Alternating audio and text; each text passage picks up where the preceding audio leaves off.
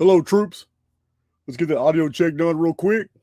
Shouldn't have any issues whatsoever. We have Miguel from Aeon Byte Gnostic Radio in the studio right now. Told you guys we had some awesome guests lined up. I see my moderators are here. Shell Cracker and Pamela and Nancy. Hello, Lacey. Allie Wilkin. Poppin' Sons. You guys know throughout this video, a lot more people will be coming in.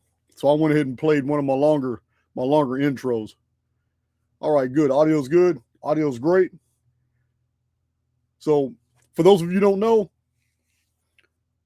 I think it's Aeon Byte. Aeon Byte Gnostic Radio is on YouTube. I provided the links in the description box. You can check it out. Very impressive content. Been on YouTube for a while, and it's not easy to ignore somebody who's got 4.6 million views. And it's I was rather impressed with the subject matter and the quality of his guests. So I have announcements I'll make at the end of the video, but without further ado, I want to introduce Aeon Byte Gnostic Radio, Miguel, right here. How you doing, man? I'm doing great. Thanks for having me on. I've also been following you for a while, and I love what you're doing. Your Gnostic stuff is always spot on. We're in good hands. We're in good hands, man. Thank you. You know, the Gnosis can be tricky, man. There were so many different versions in the 1st century and 2nd century. And then the church, by the 5th and 6th century, the church was teaching versions that didn't even exist, just to argue against versions that didn't even exist. Oh, yeah. It's quite a labyrinth, but yeah, the truth will set you free, but it'll also kick your ass. Yeah, I will. So, well, we don't have to talk about Gnosticism. You have a lot of topics on your channel. I'm trying to get I rarely tell my channel to go somewhere and go check them all out, but you guys, when I'm not putting videos out and you can need something to do, you need to check out his content. He's got some really interesting topics. So I'm always impressed when I see another channel and it's covered topics that I've never even thought about talking about. So, because I'm pretty diverse. I have a lot of different subject matter, but you know what? Nobody knows everything. Nobody can talk about everything. So it's good. It's good to have a good handful of 5 or 6, channels that you really trust. But I would definitely promote and have my community go to your channel. You also bring something unique to the table, that you're presently located in the United States. I am, yeah, north of Chicago. Okay, but you spent a lot of time in are you from Mexico? Are you from Central America? No, I was born in Lisbon, Portugal. Then I grew up in Mexico. Okay. And then eventually, as a teenager, I moved to Tulsa, Oklahoma, then Houston, Texas, and then finally Chicago. I've lived in Tulsa, Oklahoma. I live outside Houston, Texas right now, and I used to live in Houston, Texas. Ah, interesting. Yeah. Great cities. God, they're great cities. Oh, they used to be. I haven't been back. So I don't need to visit your friends, but right, they used to be. That's crazy. So, tell us a little bit about what got you started, what got you interested in these topics. You kind of slowly eased off into it. It's not something that you just launched off and did. I can tell. You've been on 12 years on YouTube, 13 years. Yeah, with this channel, I had another channel, and as usual, the censors decided to added some more years. So yeah, I've always been a seeker. Never trusted the official narrative. I wanted to know the deeper questions of life. So I was raised Roman Catholic, and my mom was very ecumenical. So I searched in different places. But like you said, it was gradual. Once I started hearing about Gnostic ideas and so forth, I started just leaning towards it. And eventually, through a series of experiences with ayahuasca was being one of the main one, I sort of really pivoted toward, again, Gnostic thought, Gnostic philosophy, Gnostic aesthetics. And it's worked out for me. It's what answers the big questions in life, and what you might say drove me. As Carl Jung said, we don't choose books, books choose us. Sometimes an idea chooses you, and you got to go. Call it your soul, call it the gods, call it whatever it is. And you are on a mission. And if not, you end up like Jonah, doesn't want to go to Nineveh, and your life gets really bad. And if you choose your mission, it doesn't mean your life's going to get better, but it's kind of like, do I want pain or do I want more pain? But we all have a mission. And my mission was this, to sort of share and spread Gnostic ideas that I find very relevant today, probably more relevant than any other ideology or metaphysical orientation. Yeah, I agree totally with what you said, because as you know, Southern Baptist to the core, my programming from when I was a little kid all the way up until I was about 40 years old, everything, all my research, even I was already writing books. And I was still a Southern Baptist Christian, and that's why I never published my first 5 books. I provide them as PDFs to my community, but my first 5 books, I never attempted to publish them since I left that. So I would have never imagined that I would be trying to tell people about simulation theory coming from my background, because it was totally offensive to Southern Baptist doctrine. But after doing all the research in calendrics and finding all these cross-calendrical parallels and these isolinear amazing patterns in history that just defy coincidence, there's no way these events unfolded that way. Here I am today using the same data that I thought just proved God made history. And now here I am doing kind of both. God made history, but it's not the God you think. And that history is a mathematical construction. So yeah, I agree, man. No, you don't plan for these things. It just happens. As Dr. Seuss said, oh, the places you'll go, especially when you get out of your own way. You'll be surprised at where you're going to go. Love Dr. Seuss. Man, we need to bring all that back. Dr. Seuss, the Flintstones, Tom and Jerry. We need all to bring the Three Stooges. We need to bring all the original. Oh, yes. Oh, my God, yes. Agreed. That's awesome. So coming from this mindset, you would, I'm sure you've delved into like Philip K. Dick. Too bad. Have you ever interviewed anybody from his entourage or anybody who's heavily influenced by him? Oh, yeah, very much. I've interviewed his widow, Tessa Dick, many times. So got firsthand accounts of their lives. Many of the people who put together his exegesis, like Eric Davis, biographers. Yeah, I've done many, many shows on Philip K. Dick. And as we both know, he really was a modern Gnostic sage. He was very informed, or had experiences, his 2374 experiences that were straight out of the Nag Hammadi Library. So he's been a huge influence. And obviously, he is one of the great myth makers of our day, probably because Gnostic ideas are real, whether it's Blade Runner, Total Recall, Man in the High Castle. So he's a giant in science fiction, prophecy. Oh, of course, yeah. Ooh. Yeah, man. Yeah. Minority Report. I mean, stuff that we're living today, Minority Report was about them predicting like future crimes. Yes. That was Philip K. Dick too. Okay, I didn't know that. Yeah, being arrested for something you commit in the future. Oh man, yeah. We don't need to talk about cops. I've been arrested enough times in my life.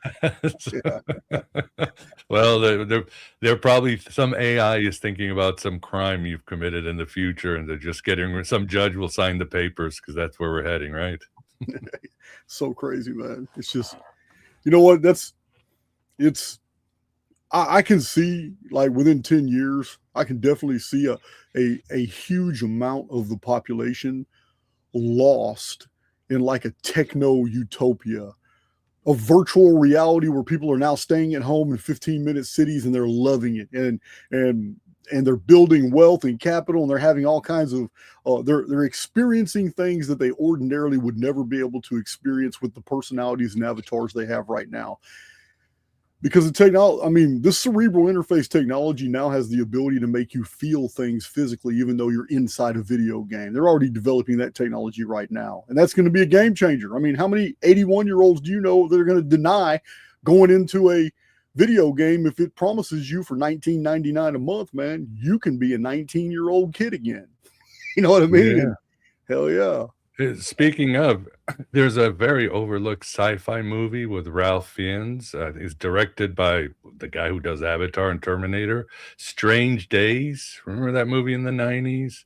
Where they're Yeah. just handing out little I, things I that didn't can get just to, I didn't change. get to see very many movies in the 90s. Oh, you were, yeah. You were Yeah. not just in the Black Iron prison, but the little Yep. prison. Yeah. You know what? Movies pop up on my feed, on my YouTube feed, and I have Amazon Prime, and movies will pop up, and I recognize the actors and actresses, like, damn, they look young. And it's a movie I've never heard of, and come to find out it came out in 93, 95, 97, 98. Yeah, I'm not, the whole 90s and all the way up to about 2011, I haven't seen a whole lot of those movies. Even The Matrix? Oh, yeah, I did see The Matrix. My dad and I watched all three, the whole trilogy, when after I got out. Yeah. I watched it again. I watched it again recently when I did a breakdown of it. Yeah, it's a great documentary. Yeah. I also kind of fed into, it was, I was fed the same disinformation a lot of other people were, but apparently some guy named Tom wrote the original Matrix story. And then there was some debacle where the producers who knew where the story originally came from paid somebody else to say they wrote it to muddle the waters. And then I don't want to get into the details because it's pretty shisty, but still the Matrix movies were foundational to opening people's eyes up to how easy it is to manipulate reality. Mm-hmm. Very true. Very true. The other one, have you ever, sorry, I keep going on these segues, but did you ever watch The Prisoner with Patrick McGoohan? Never even heard of that movie. Oh, no.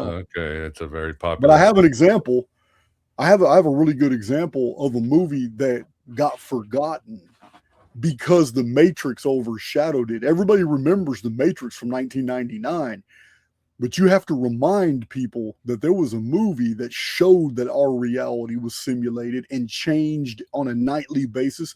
And the sleep-awake cycle was when the edits and changes took place. So when you woke up, and that movie was called Dark City. Yes. That was a good one. Ooh, that one, yeah, just as good as The Matrix. No doubt. Yeah, it was 1998, but The Matrix overshadowed it. Yeah. So I don't know if Dark City was Philip K. Dick, but still, if somebody told me it was, I would not be surprised. Right. Definitely inspired. I mean, Philip K. Dick inspired a whole generation of filmmakers, comic book writers, directors. So, of course, his work is infused in so much modern science fiction.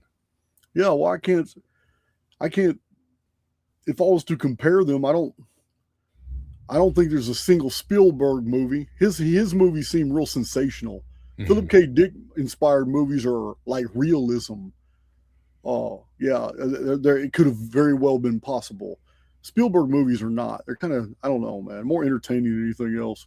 He did direct Minority Report, so you got to give that to him. I'm pretty sure there's a lot of crossover with some of the greats. I mean, even George Lucas, but I don't know if Philip K. Dick worked with George Lucas.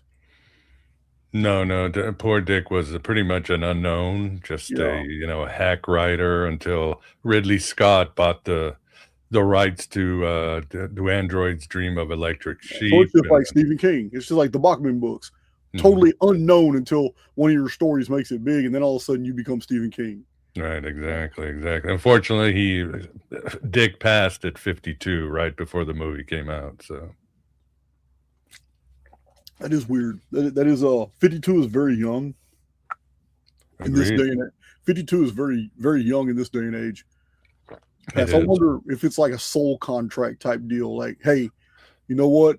I let you see way more than 10,000 souls have ever seen, and there's a price for that. You know what I mean? It makes you wonder. Yeah. And the other argument is years of doing amphetamines and drugs and bad lifestyle caught up with them, so that's the other one. But sometimes people have to cope with, like I said, seeing the truth can be hard, and a lot of people, they have to cope with different ways. Right.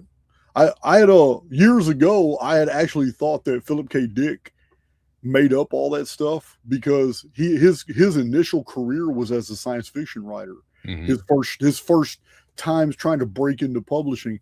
And I was thinking, well, man, he found something people would buy into. But then I read Michael Talbot, the Holographic Universe. Then I get come into contact with then I started reading deep writers like Ishak Bentov and P.D. Ouspensky. And I'm like, wow, okay, well, Philip was on some serious shit. So they seem to have a lot of the same. There's a lot of crossover in the fact that people that have these, not so much paranormal, but maybe drug-induced experiences and theogens and stuff like that, and Native American traditions with peyote and doing the soul, what is the dream walk? Was that what it's called? Is it called when the dream warrior goes out and does a dream walk? It's when a brave, they drug the brave and he goes out on his ceremony, and in the spirit he goes out and hunts a certain totem, and whatever he finds first is his totem animal, what he finds in the spirit world. But here's an interesting also side note.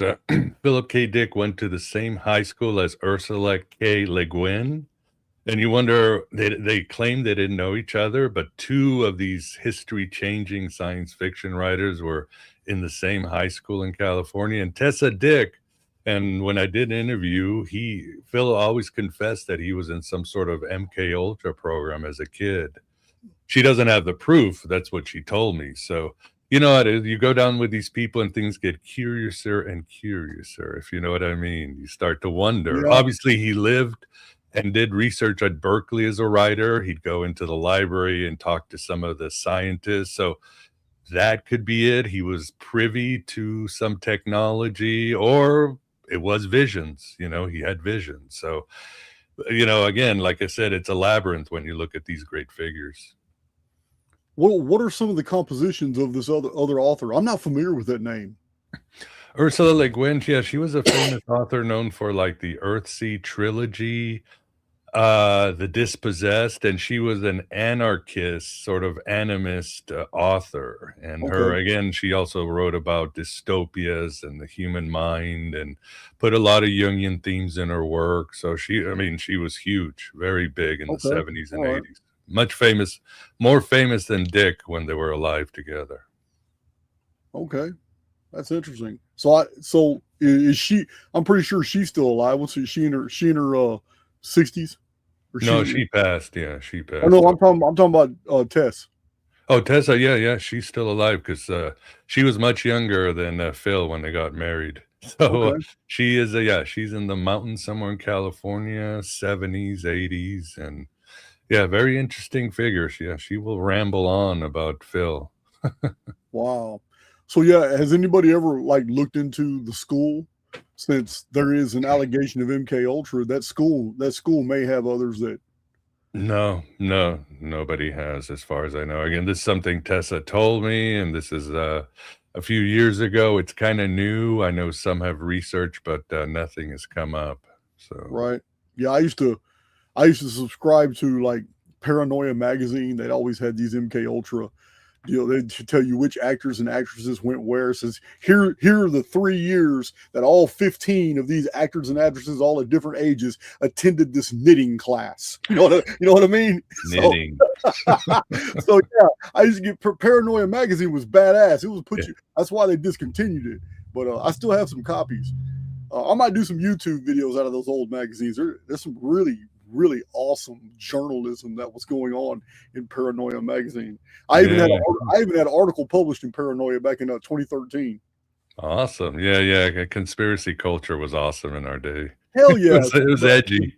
The gazettes, the bulletins, the brochures, those were the days because people weren't worried about anybody online seeing what they were writing. So people were giving you the business. They were telling you everything. And that whole culture died out with the internet. The internet killed the subculture of underground publishing that used to rule. I mean, I had so many different gazettes. I had patriotic magazines that were telling you things about who you can trust on military bases and who you couldn't, who's already signed the contract. And man, all this we used to have all that literature in the 80s and 90s.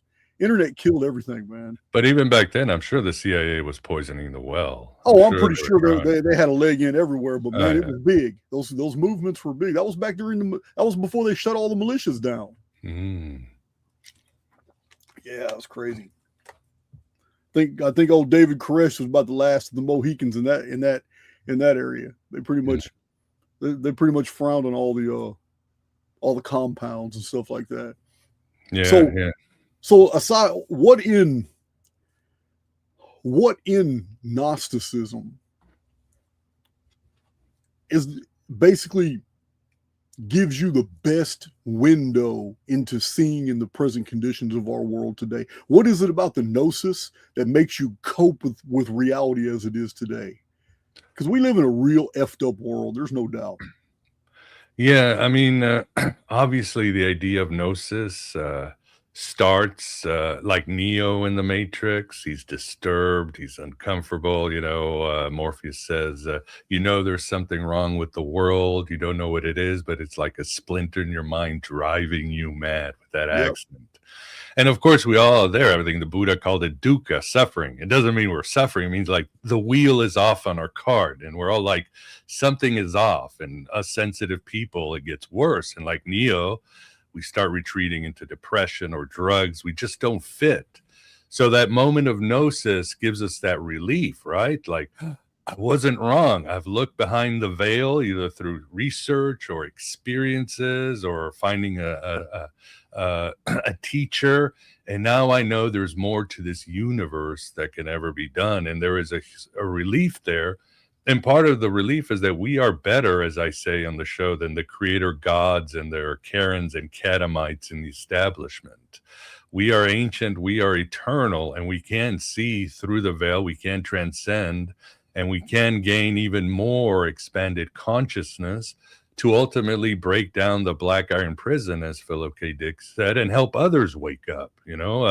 People always think the Gnostics were just like Heaven's Gate. I got to escape to the... No, there's a huge empathy. They want others to wake up so that we can take on the Demiurge and his Archons. So just that start is an amazing relief and an amazing joy. You read the Gnostic text, people say, well, they're surly and emo and all that. No, there's a great joy because what did Clark Emery said, the great Buddhist scholar? The awakening of an individual is a cosmic event. It pisses off the Archons. I often say the awakening of an individual is a cosmic rebellion. One person wakes up and it's like a flame. So that right there, and again, to me, Gnosticism answers a lot of the big questions today better than other traditions: simulation, AI, UFOs, layered realities, so many other questions. The quest for the inner man. Miguel, you missed an important one. Trimorphic protenoi, On the Origin of the World. Those two texts literally talk about the phoenix. They do. On the origin of the world. Man, I didn't know the trimorphic did, but yeah, you're right. Yeah. The trimorphic only calls it the destroyer. Okay. But it's called the destroyer also in the Colburn Bible. It's called the destroyer in some other text I've cited. I can't remember offhand. But yeah, the phoenix was designed by Sophia to keep the Archons in check. So very true. So yeah, it's that's why I asked you that question, man, because Gnosticism is very relevant today. Even though I don't really push it on my community. I just let them see it. I show them and say, man, this is all very Gnostic, even though I'm not really promoting it. It's this statement you just made, though, I need to isolate it because it's profound. We are better than the gods. So when you said that, the first thing I thought of was what petty, imbecilic, moronic, and childish the Anunnaki gods were. When you read the translations and Akkadian of the older Sumerian logographic text, you read these it's like I understand that all these historical records are post-reset compositions by people who survived or their sons and daughters trying to remember things that they were told, not things that were seen. So they come out very childish. But man, the Sumerian gods, I put quotation mark, they were so petty and argumentative and vindictive and jealous and hating on each other. And when you said that's the first thing I thought, man, it's the Greek gods were the same way. It is. Yeah, man, the Greek gods were the same way. So here's a god who's not married, who's already laid down with 3 nymphs, 3 nymphs, a naiad, a dryad, and some goddess. He's got 5 girlfriends, but he's going to turn this dude into a stag because he decided to make love to this little mermaid. You understand? It is so petty. Yeah. That's what I tell people. People always go, "Where did the Gnostics come up with this idea?" And I said, well, the idea had to be suppressed, but they weren't. The Gnostics were being very logical. They were looking at the world, right? What were they seeing? You just mentioned they were seeing the Anunnaki, who have enslaved humanity or keep us as, their workers. The Greek gods and Olympus. They were looking at the Jewish apocalypse literature and the Watchers and the Nephilim and fallen angels taking over. Paul is very Gnostic. He's talking about powers and principalities and the gospel, and the God of this world. And all of Paul's writings are like, you're reading the Gnosis repackaged by Roman Christians. Yes. But if you take your Sunday glasses off and you look at the original, he was definitely very, very Gnostic. So they were looking at, the Persian theologies with Zervanism, where, somehow Ahriman gets to control the world for 1,000 years. They were looking, of course, at the original Gnostic gospel, the original matrix called the Allegory of the Cave. They were looking at all these traditions across the Mediterranean, Asia Minor, and saying, so this is the truth, and all these traditions agree with it, even they try to hide it, and then they dialed it up at 11 and said, we are trapped in a simulation by these Archons. They're feeding off of us. They've lied to us. They've told us we are human when we are divine, and now it's time to push back. Obviously, the authorities, the mainstream religion said, no, we're going to squash you Gnostics. Direct experience with God, simulation. No. We're going to go with the creator gods on this one, so we can have a nice civilization and trains on time and dinner and a lot of money. Yeah, I can see how Gnosticism would have offended like the divine right of kings. The assumption in the monarchies that rule was their divine, portion. I want to make a comment too about, as you were speaking, it triggered a fact that I have never ever even told my own community, because I never thought about it, and I've done a lot of deep dives on the different Gnostic sects. But you know what? I never even snapped until you were speaking that the reason Gnosticism was so far more sophisticated than anything else was because they had access. Gnosticism did not appear until the Avestan religion was already old and getting tired. Mithraism was already old and getting tired. Mm-hmm. Judaism was already kind of old out of Babylon and getting tired. And the Alexandrian library, we know the 800,000 scrolls from the ancient Pergamum library in Turkey were sent to Alexandria, and they were copied. And many Nineveh, Babylon, several ancient cities, Thyatira, Macedon, Athens, everybody had and you already know the policy they had to it. I don't know if you're familiar with this, but they had a policy. Every ship that landed in Alexandria was searched for records. And as the ships were being loaded and unloaded, scrolls would be taken straight to offices where dignitaries would sit there and copy the contents of whatever the books are, whatever, and then give the copies back to the captains. They could go on about their way. And the Alexandrian library was the greatest center of learning in the world. And it would have been the students of the Gnosis that had access to all this wide, diverse material. Maybe that's why the Gnosis is so general and it's not attached to any culture. You understand? No. Yeah, Gnosis is not exclusive to Gnosticism. That's a mistake many make. It was a spiritual tool that the Neoplatonists, Hermeticists, other mystics use in Alexandria. And you're spot on. I mean, as I say, Gnosticism is an ancient Egyptian religion. It's a continuation of the Egyptian mysteries. There is no doubt about it. When you do the parallels, they're the same religion. And my hypothesis is that what happened is, as the Greco-Roman world was starting to squeeze out the Egyptian mysteries, these priests handed it down to others, and they became what we know as the classical Gnosticism, the Christian Gnostics and so forth. But it is an Egyptian, and certainly Alexandria, as you very astutely said, was their hotbed. That's where they hung out. That was their Starbucks. Yeah, that's where it would have all been. Because I mean, I have no doubt that I have no doubt that there are many papyri that no longer exist from which they derive their material. There are many texts, many monuments. I'm pretty sure, because Egypt is self-destructive. Anybody who's done even a modicum of research on the different dynasties, you will find that dynastic prejudice against previous pharaohs often had people chiseling all the monuments, taking all their stuff off, and then monuments would be shaved down and new hieroglyphics would be added. I mean, this happened, on quite a few occasions. So there's probably a lot of material that is missing. But we do know that at one time, by virtue of the Egyptian Copts, which are pseudo-Christian, but the Egyptian Copts had a massive library. They're Egyptians, but most of that is no longer preserved except through Muslim writings. We have a lot of Muslims that cite the Copts on ancient Egyptian history and all that. But so yeah, the Gnosis. The Gnosis is very different. The texts of the Gnosis are very different because the Avestan is Elamite Persian centric. You know what I mean? I come to think of that. I never realized that until I was talking to you just now. That all these religions are attached to a culture, but Gnosticism wasn't. You had members of the Gnosis in many different cultures and religions, just right there in that little area of the world, in the Fertile Crescent.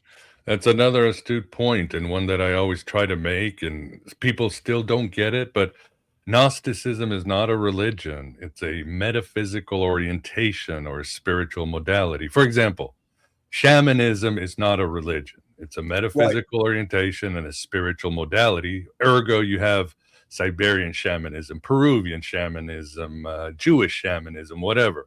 Same with Gnosticism. By default, it attaches itself like shamanism or exorcism. I always like to say Gnosticism is a mixture of shamanism and exorcism because of the Archons and the mind parasites and all that. So therefore, you can have different types of Gnosticism: Christian, Arabic, like Sufism, Kabbalah, Zurvanism in Persian, or some of the others, and there are the Cathars and so forth. So when you see Gnosticism not as a religion and as a spiritual modality, metaphysical orientation, it makes more sense.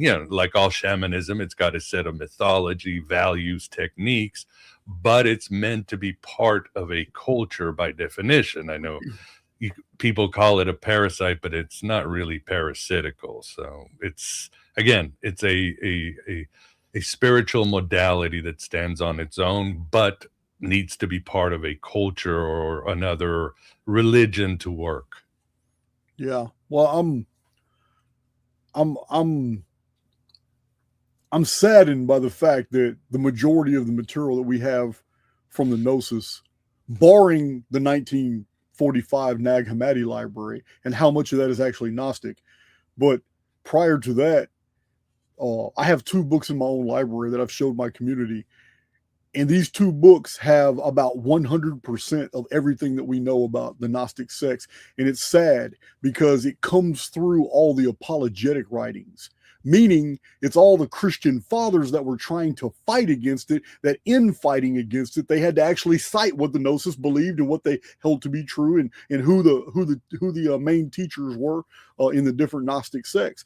So I have those 2 collections of books that were put together in the 1800s of all these Gnostic tenets, and it's really fascinating. But it draws the attention to wait a minute. I'm learning about something that another group that I've now grown to distrust hated so much that they literally employed scholars to just fight it. And this fight lasted 5 centuries.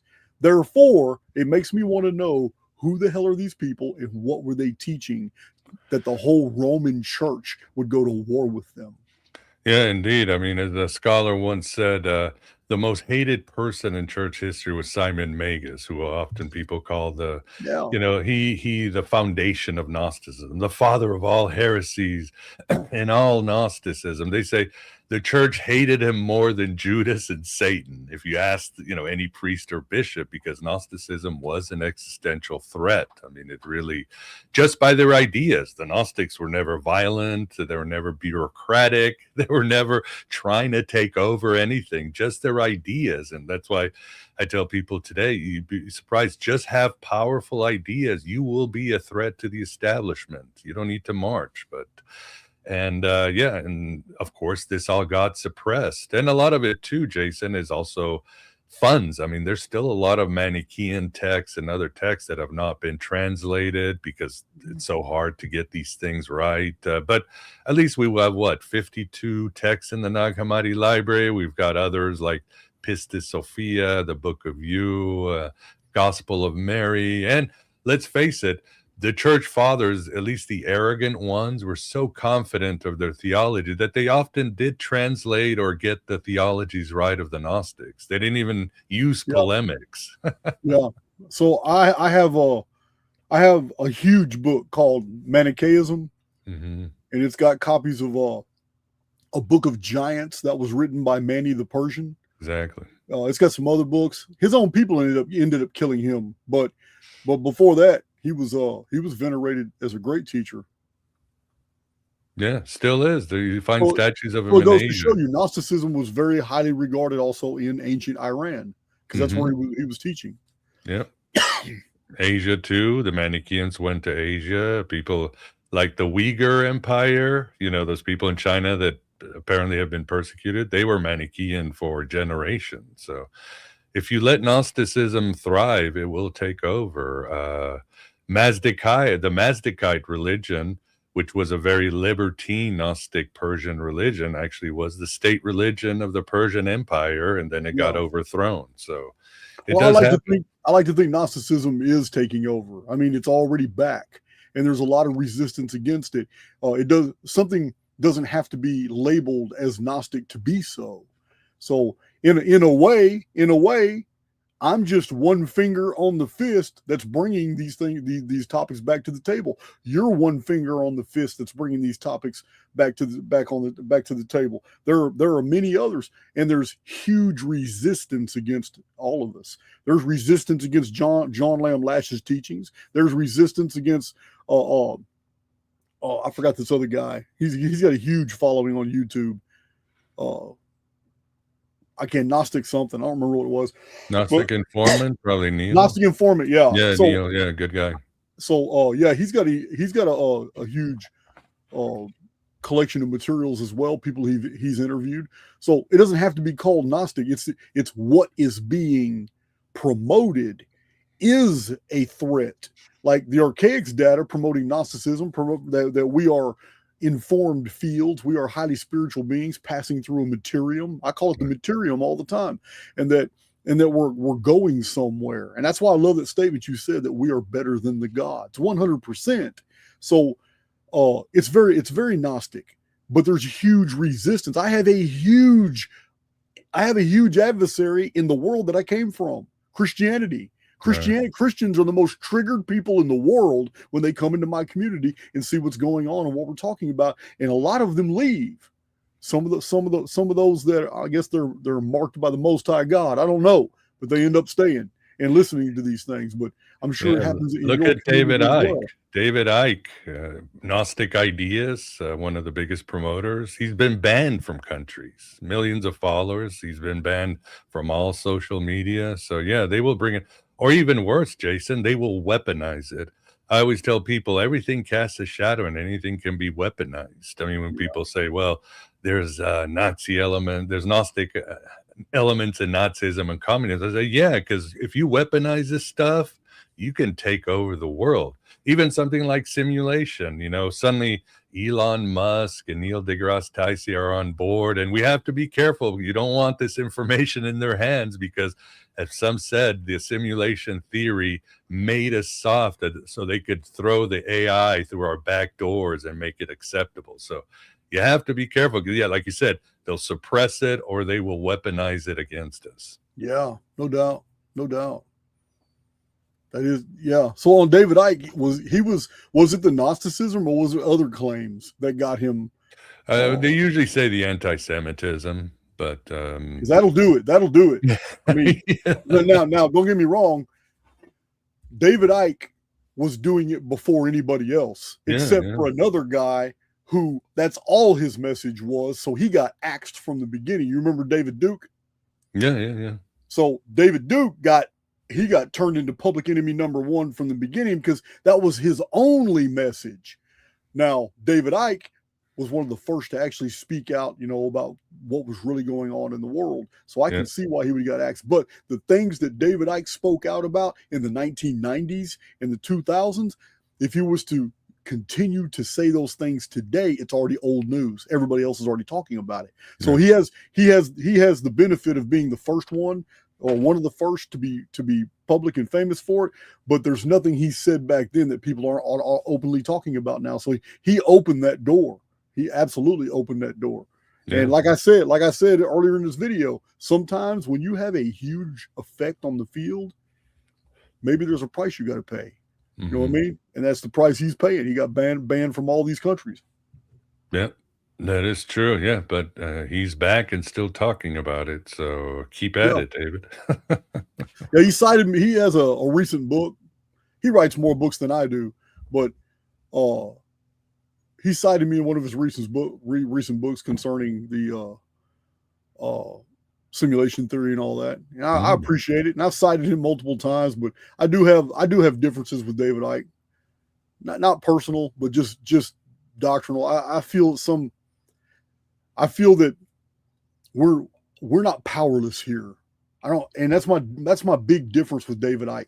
I said, I do believe that we're in some type of simulated, controlled environment. I do believe that we're spiritual beings. I do believe that there are archonic forces, and I'm not sure if they're pure programming designed to make the experience more believable, or if there's some type of negative intelligences that have been in the loop so many times they have just demonized, and now they hate everything that has the possibility of making their exit. So in my own research, I found nodal apertures and calendars where these are good exit points, and I explained my logic and how and why I feel this way based on ancient teachings. But with David Icke's soul trap, his version of soul trap to me is very, very soul killing and dark. And I don't think an oversoul would have ever put a collection of souls into such a situation to where they have no hope at all. No, so yeah, it's difficult for me to reconcile that I can live my life. I'm 52.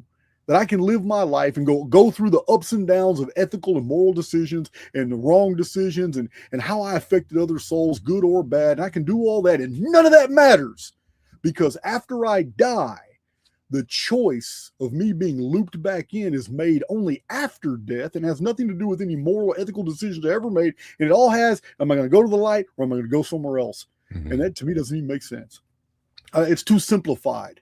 Yeah, well, that's my only criticism. Other than that, me and David Icke drink beer. Yeah. I like to be a fly on the wall for that one. It'd be fun. I don't have anything personal against him. No. I mean, and it's a busy universe out there. So. It's a big universe. It's a huge universe. So. You've done a lot of podcasts, and I can't really tell in all. When I was going through your channel, I couldn't really tell if it was you being a guest on other people sometimes, because it looked like some of them were uploads. I'm not sure. Who were the most interesting individuals that you brought on your channel, and this actually shocked you, actually educated you on something? So and just memorable. Who are the most memorable individuals that you didn't know anything about, didn't know much about them, invite them to your channel? Y'all had an awesome podcast. Oh man, there's been so many, Jason. I can even, so many memorable ones. I mean, obviously when I got started, I was very honored that a lot of the translators of the Nag Hammadi Library said yes. And of course that included Elaine Pagels and others. So that was always great, because I understand they were really trying to have empathy and try to understand what these Gnostics were doing. There was a fellow named John Turner, and he's probably considered the greatest authority on the Sethians, and he's no longer with us, but he was quite a character. He was a brilliant scholar from the University of Nebraska, one of the translators, but when he'd go to Egypt, he would ride his bikes and smoke hash down there at the site and all that. So not your usually stuffy scholar, but God, there've been so many, and I really respect them all. I think that speak more or less my language. Of course, I like Paul Levy's work on Wetiko. Howdy Mikowski does great work too when it comes to simulation as a sort of theology or metaphysics. I love Jason Reza Georgiani, as we're friends, because he always brings some really engaging and amazing scholarship, cutting edge to the forefront. Yeah, so many I couldn't even judge. I keep hearing his name, so it's just a matter of time before he's on my channel. Yeah, I've you too. had like I can see you 15 too. Yeah. I've had about 15 people tell me about him. I don't know anything about him. I've seen maybe his picture twice. I'm not really sure, but yeah. You guys will have a great conversation. He'll end up getting an invite whenever Big John gets around to it. Yeah. So many good. And again, that's a positive part about the internet, about the simulation, right, Jason? We get to connect on a personal level, honestly, in ways we couldn't before. So there is good things about it. I'm often telling my community when we're confronted with a guest who says something about, we're slaves here or we're loose and all that. So I have to temper that sometimes and say, well, you know what? I can understand how there are many people in the field right now in the construct that feel that way because their lives are shitty or because they're going through whatever they're going through. But you're listening to somebody who spent 26 years in a Texas prison, most of the time in maximum security. And I'm telling you right now that I don't feel like I'm a prisoner here. Mm-hmm. I'm very free. And even though I'm always busy and I'm always trying to do things constructive, there's nothing stopping me from getting on my motorcycle and going 40 miles in any direction, finding some place to just go in there and just talk to a soul that I have never talked to before. I'm free. So yeah, you have taxes. Yeah, you have all kinds of little things going on in your life, man, that you got to deal with. But I've seen slavery, and I'm not seeing that.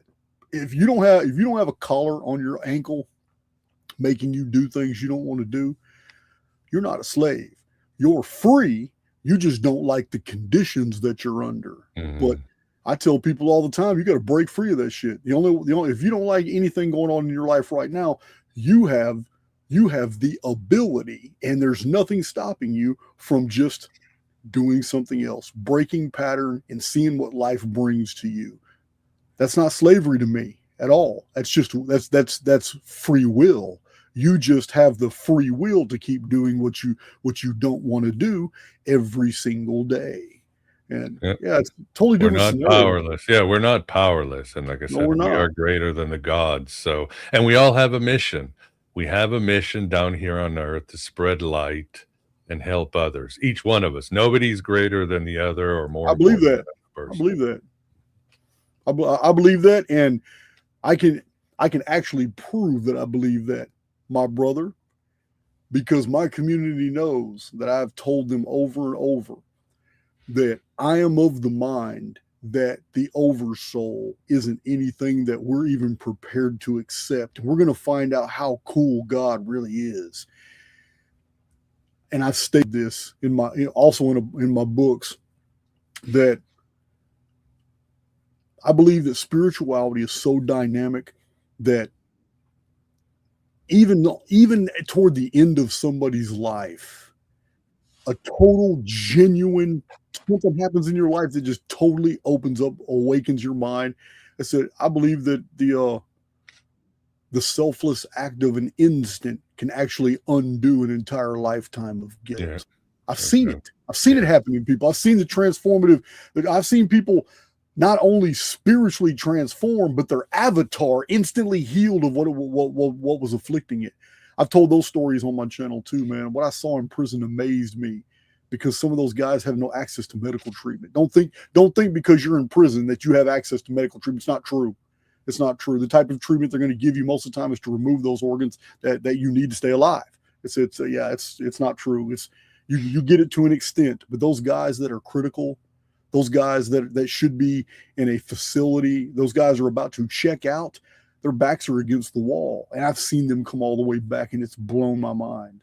You know, it's crazy. So yeah, I believe that what you said is true, man. It's this is a huge spiritual experience, and that yeah, we, like I said, it's hard to put it into words, other than that an entire lifetime of guilt can be erased, but it's got to be genuine. You can't fake God. You can't fake the oversoul. That's never going to happen, man.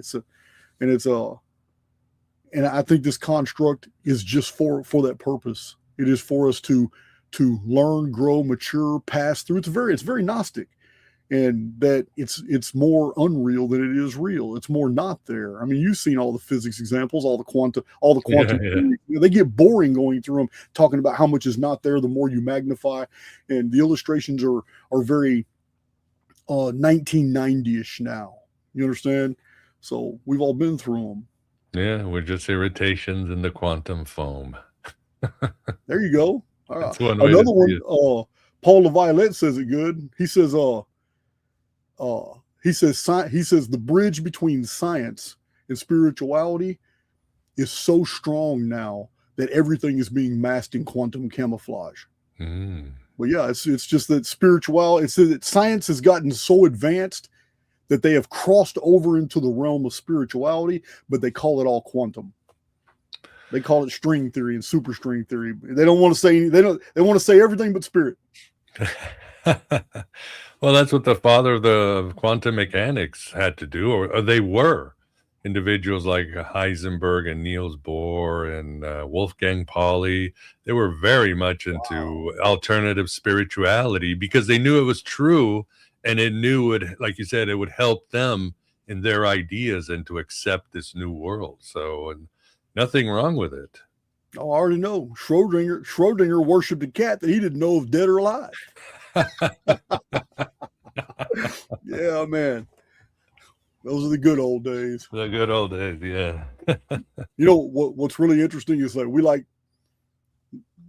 like to let the media deceive us into thinking that all these scientific paradigms are novel and they're just repackaged. But truth be told, 1901, 1902, and 1903, all the quantum mechanics was all worked out.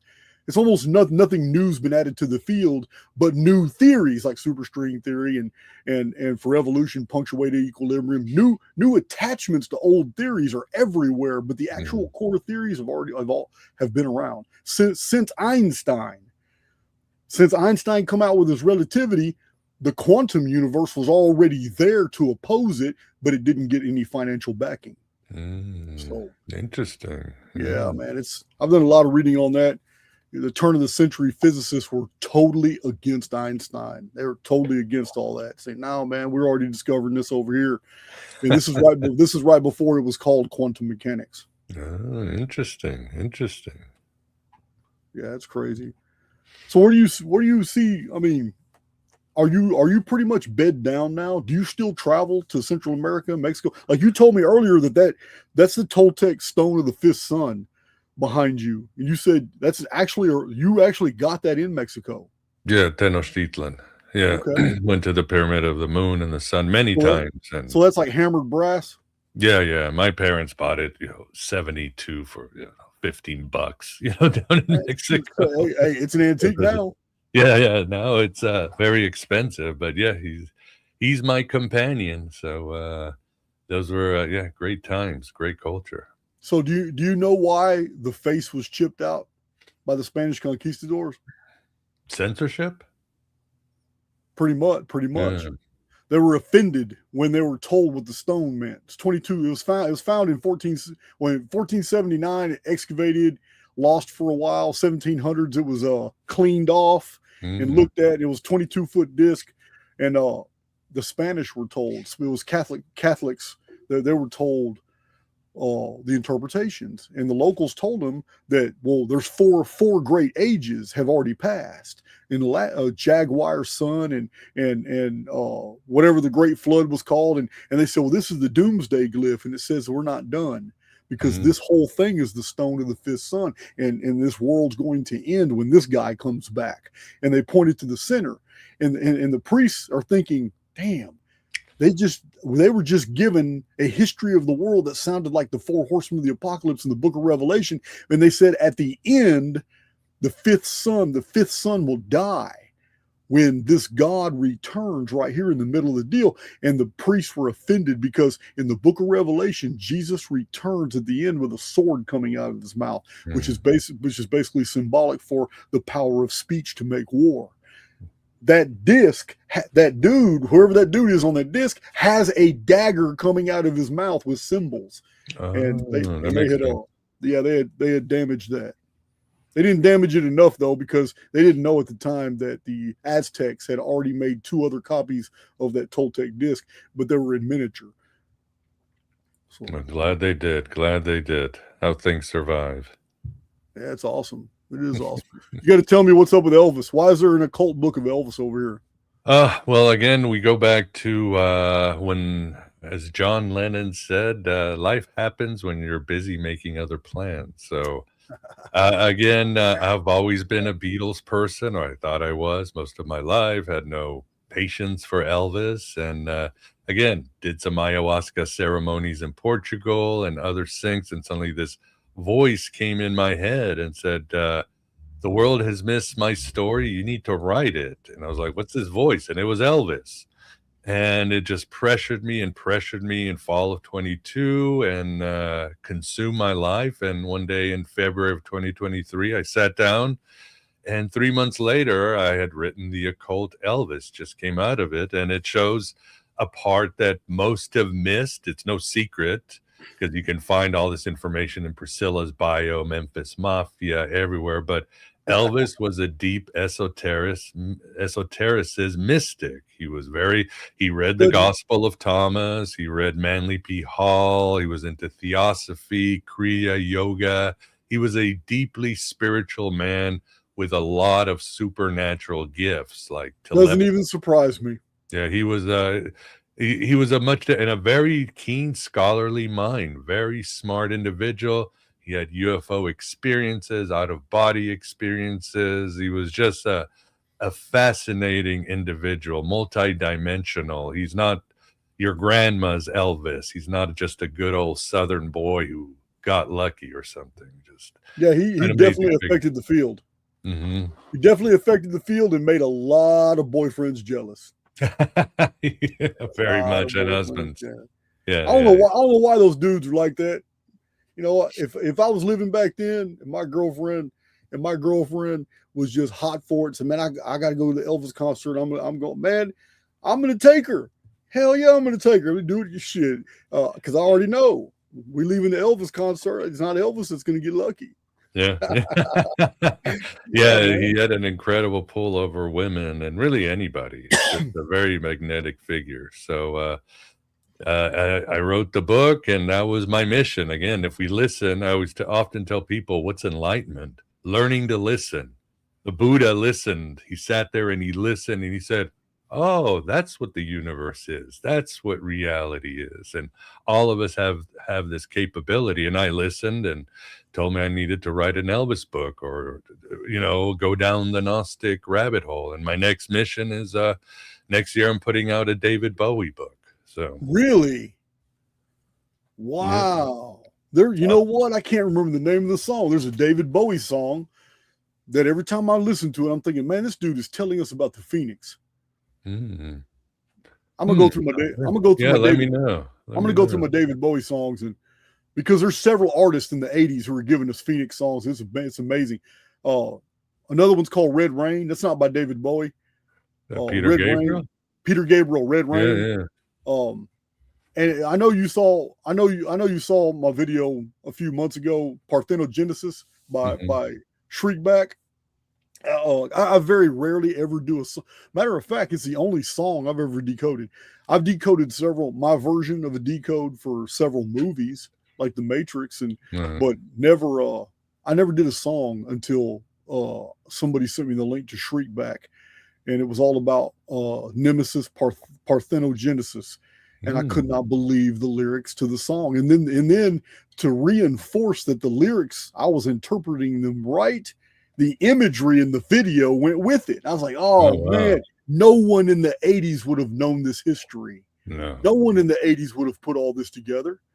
But yeah, it's so amazing. So what there's a lot. I have to ask you this. There's a lot of artists. There's a lot of good artists. There's artists like Elvis who affected the field later after Elvis was already gone. David Bowie. There's a lot of them at the same time that David Bowie was doing his thing. The 80s was explosive with creative talent. So why did you single out David Bowie? No, he singled me out. Again, it's a voice in my head. Oh, okay. Or a voice that says, I thought I was done with I finished, I took it out. That's my 15 minutes as a biographer. I never want to write another biography. And then suddenly this other voice said, no, you forgot about Elvis 2.0.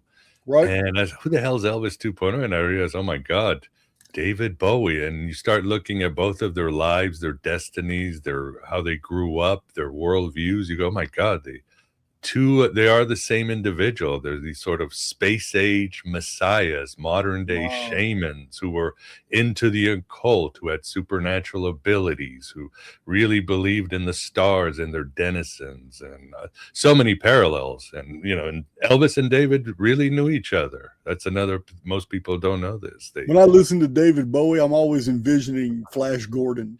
Yeah, Flash Gordon. Yeah. I used to watch that movie when I was a kid, Flash Gordon.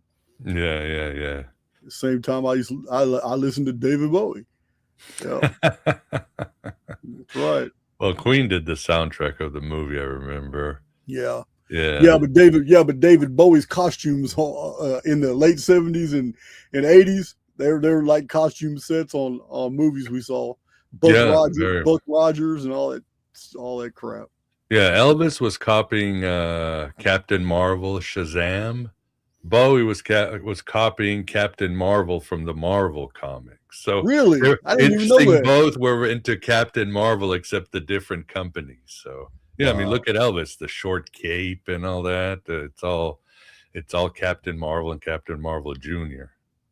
Wow, that's crazy. Yeah, that was his hero. And Bowie was very, of course, influenced by comics too. Wow. So is that your first venture into publishing?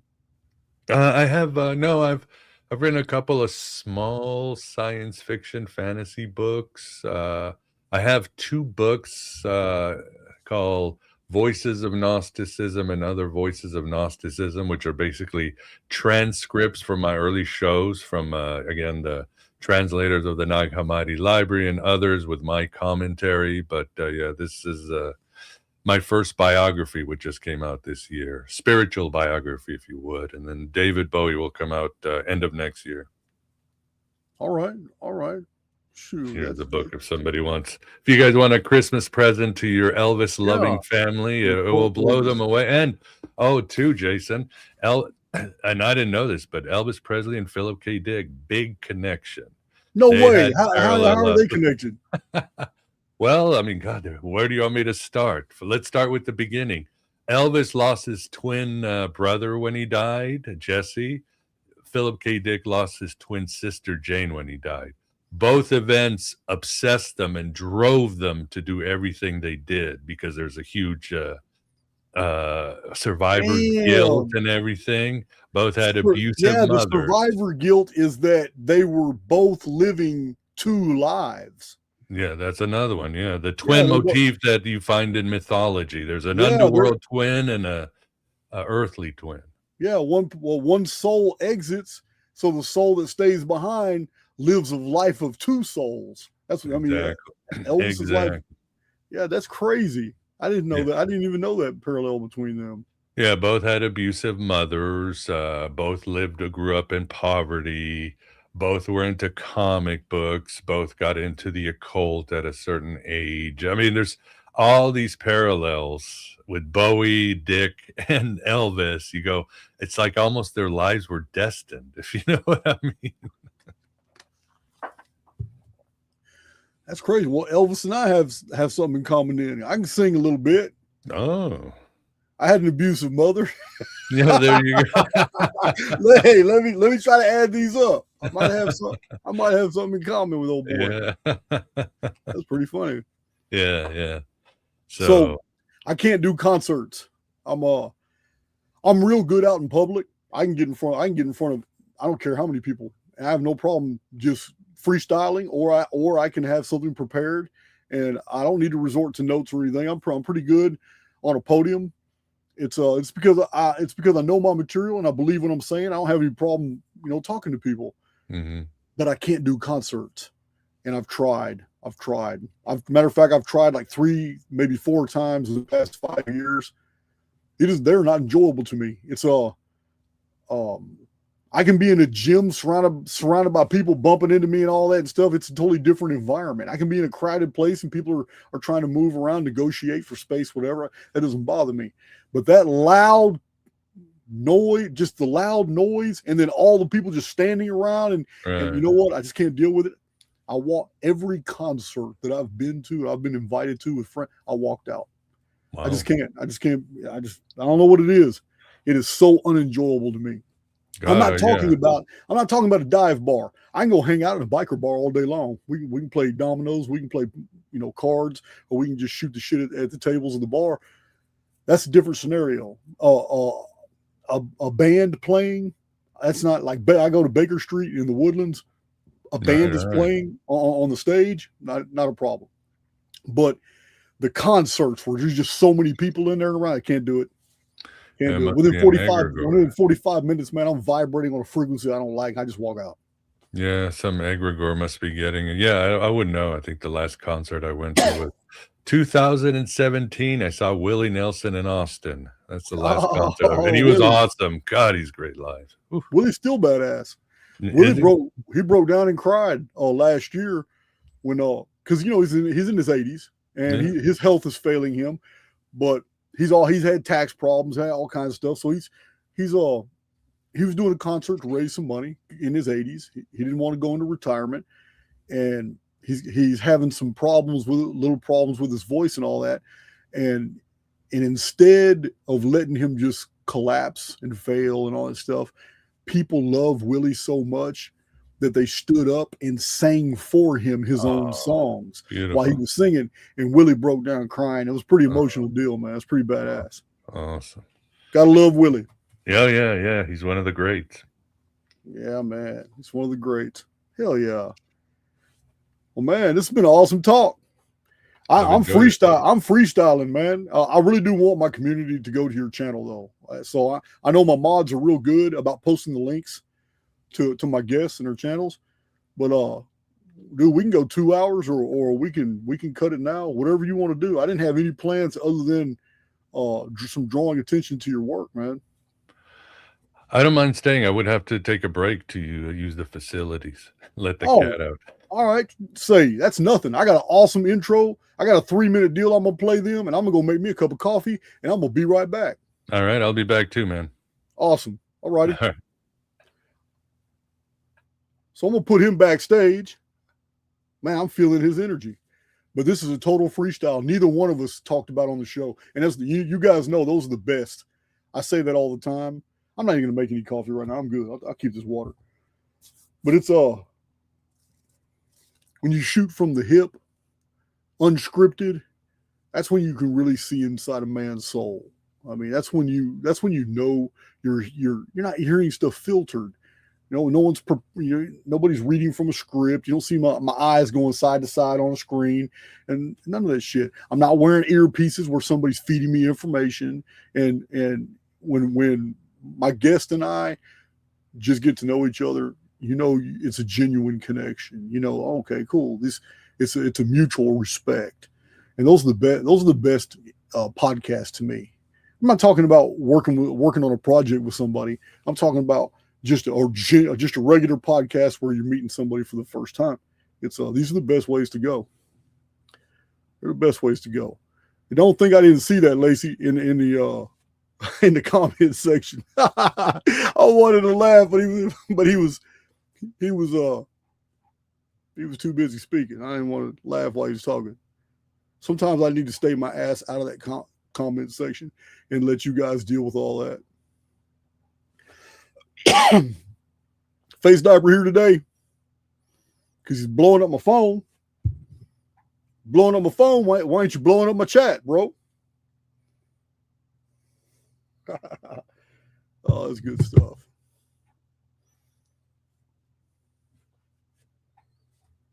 Hello, Crystal Pistol. Sparks is a new name.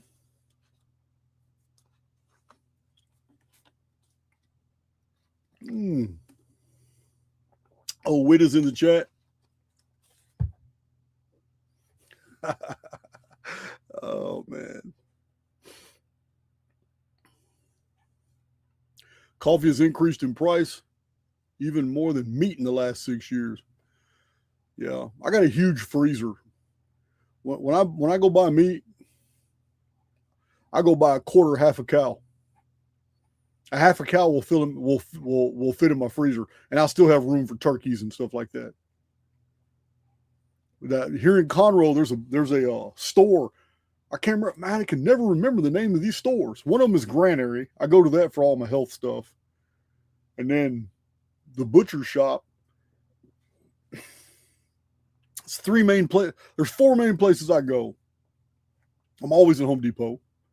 Walker's Feed Store. That's where I get all my farm fresh eggs, maple syrups, honeys, all my dog food, dog treats, my dog medicines and all that, pills. That's all Walker's Feed Store. I go to the butcher shop. I can never remember the name of that butcher shop, but you can buy any meat. And I like to buy frozen meats.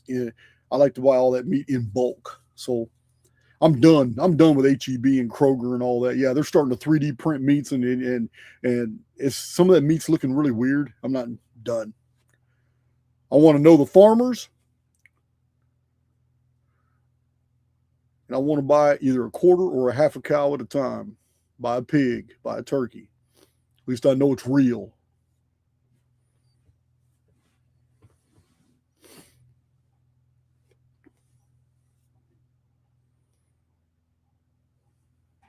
Yeah, man. Let's see. Get our own. Oh, yeah, we do have our own bar stools at Chili's. Yeah, we do. Hey, dear old dad's in the chat. Big John and I are going to take dad out on Friday. Going to be that big 84 years old. Damn, Dad, you're old. I know I'm gonna still look good in 30 years. Because my dad doesn't even look, man, you got a lot of y'all, hundreds of y'all seen my dad at meetups and all that. I don't know how he does it. How you can be 84 years old and look so young? It's crazy. You know me, I'm kind of hyper paranoid. I don't care how many times I've seen you come in my presence. I'm gonna be looking at your neckline. Is there something I can peel up, make sure it's you? You know, they got the disguise stuff down pat now. They've got it. The only thing they can't replicate, but they can identify you with gait recognition software. So the cameras now, most of them have gait recognition software where they can identify you by how you walk. Got a little pep in your step. They know who you are. If you got a little sugar in your blood, they know who you are. You got a little sass about you. They know who you are. You can't fake your walk. It has everything to do with musculature, bone structure, all that. So gait recognition software is badass, but that's the one thing that these actors cannot fake. So these people that we see on social media and all that, the reason it works so well is because we see them on a camera.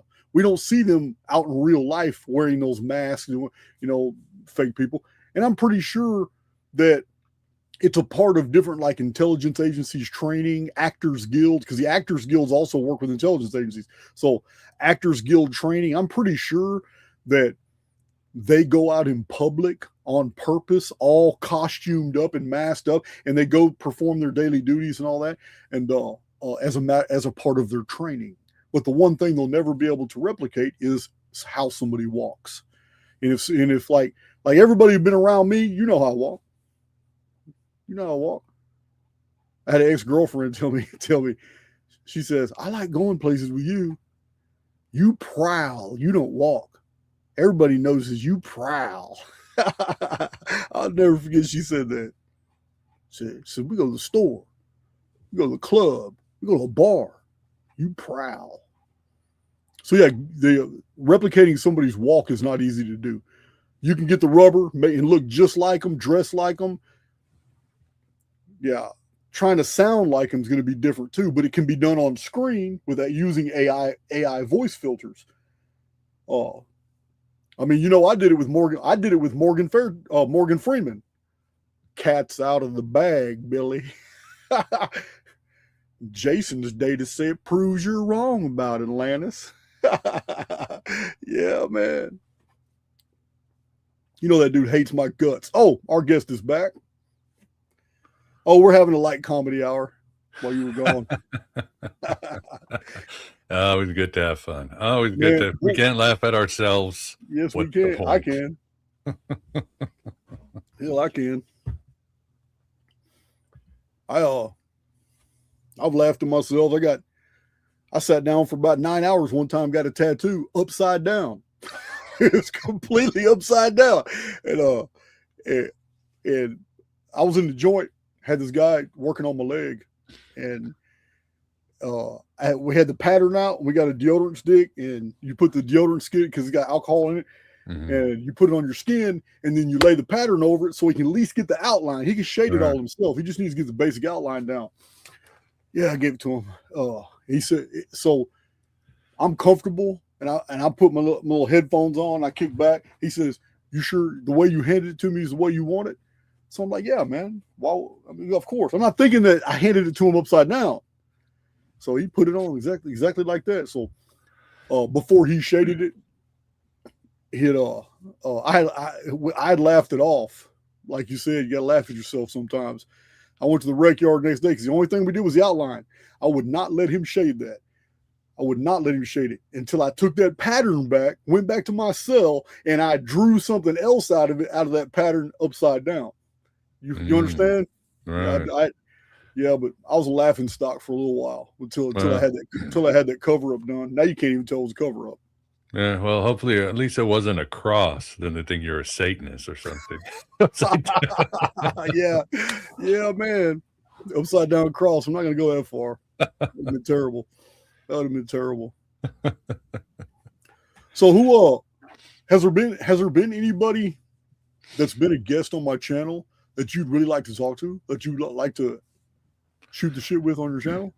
Yeah, well, actually, I would like to get John Lamb Lash back. I've interviewed him twice, and it's always a ride. So him, because again, I love, of course, my prime directive is to continue showing people. We all have our prime directives, and mine is to show them Gnostic truths and ideas and so forth. So, and he's, like you said, he's one of the pioneers of modern Gnostic ideas. You know, how Gnosticism works as in a science fiction way, in a psychological way, how history has been hidden. You know, he broke a lot of ground for us to, you know, do what we can and make it more acceptable. So yeah, that would be fun.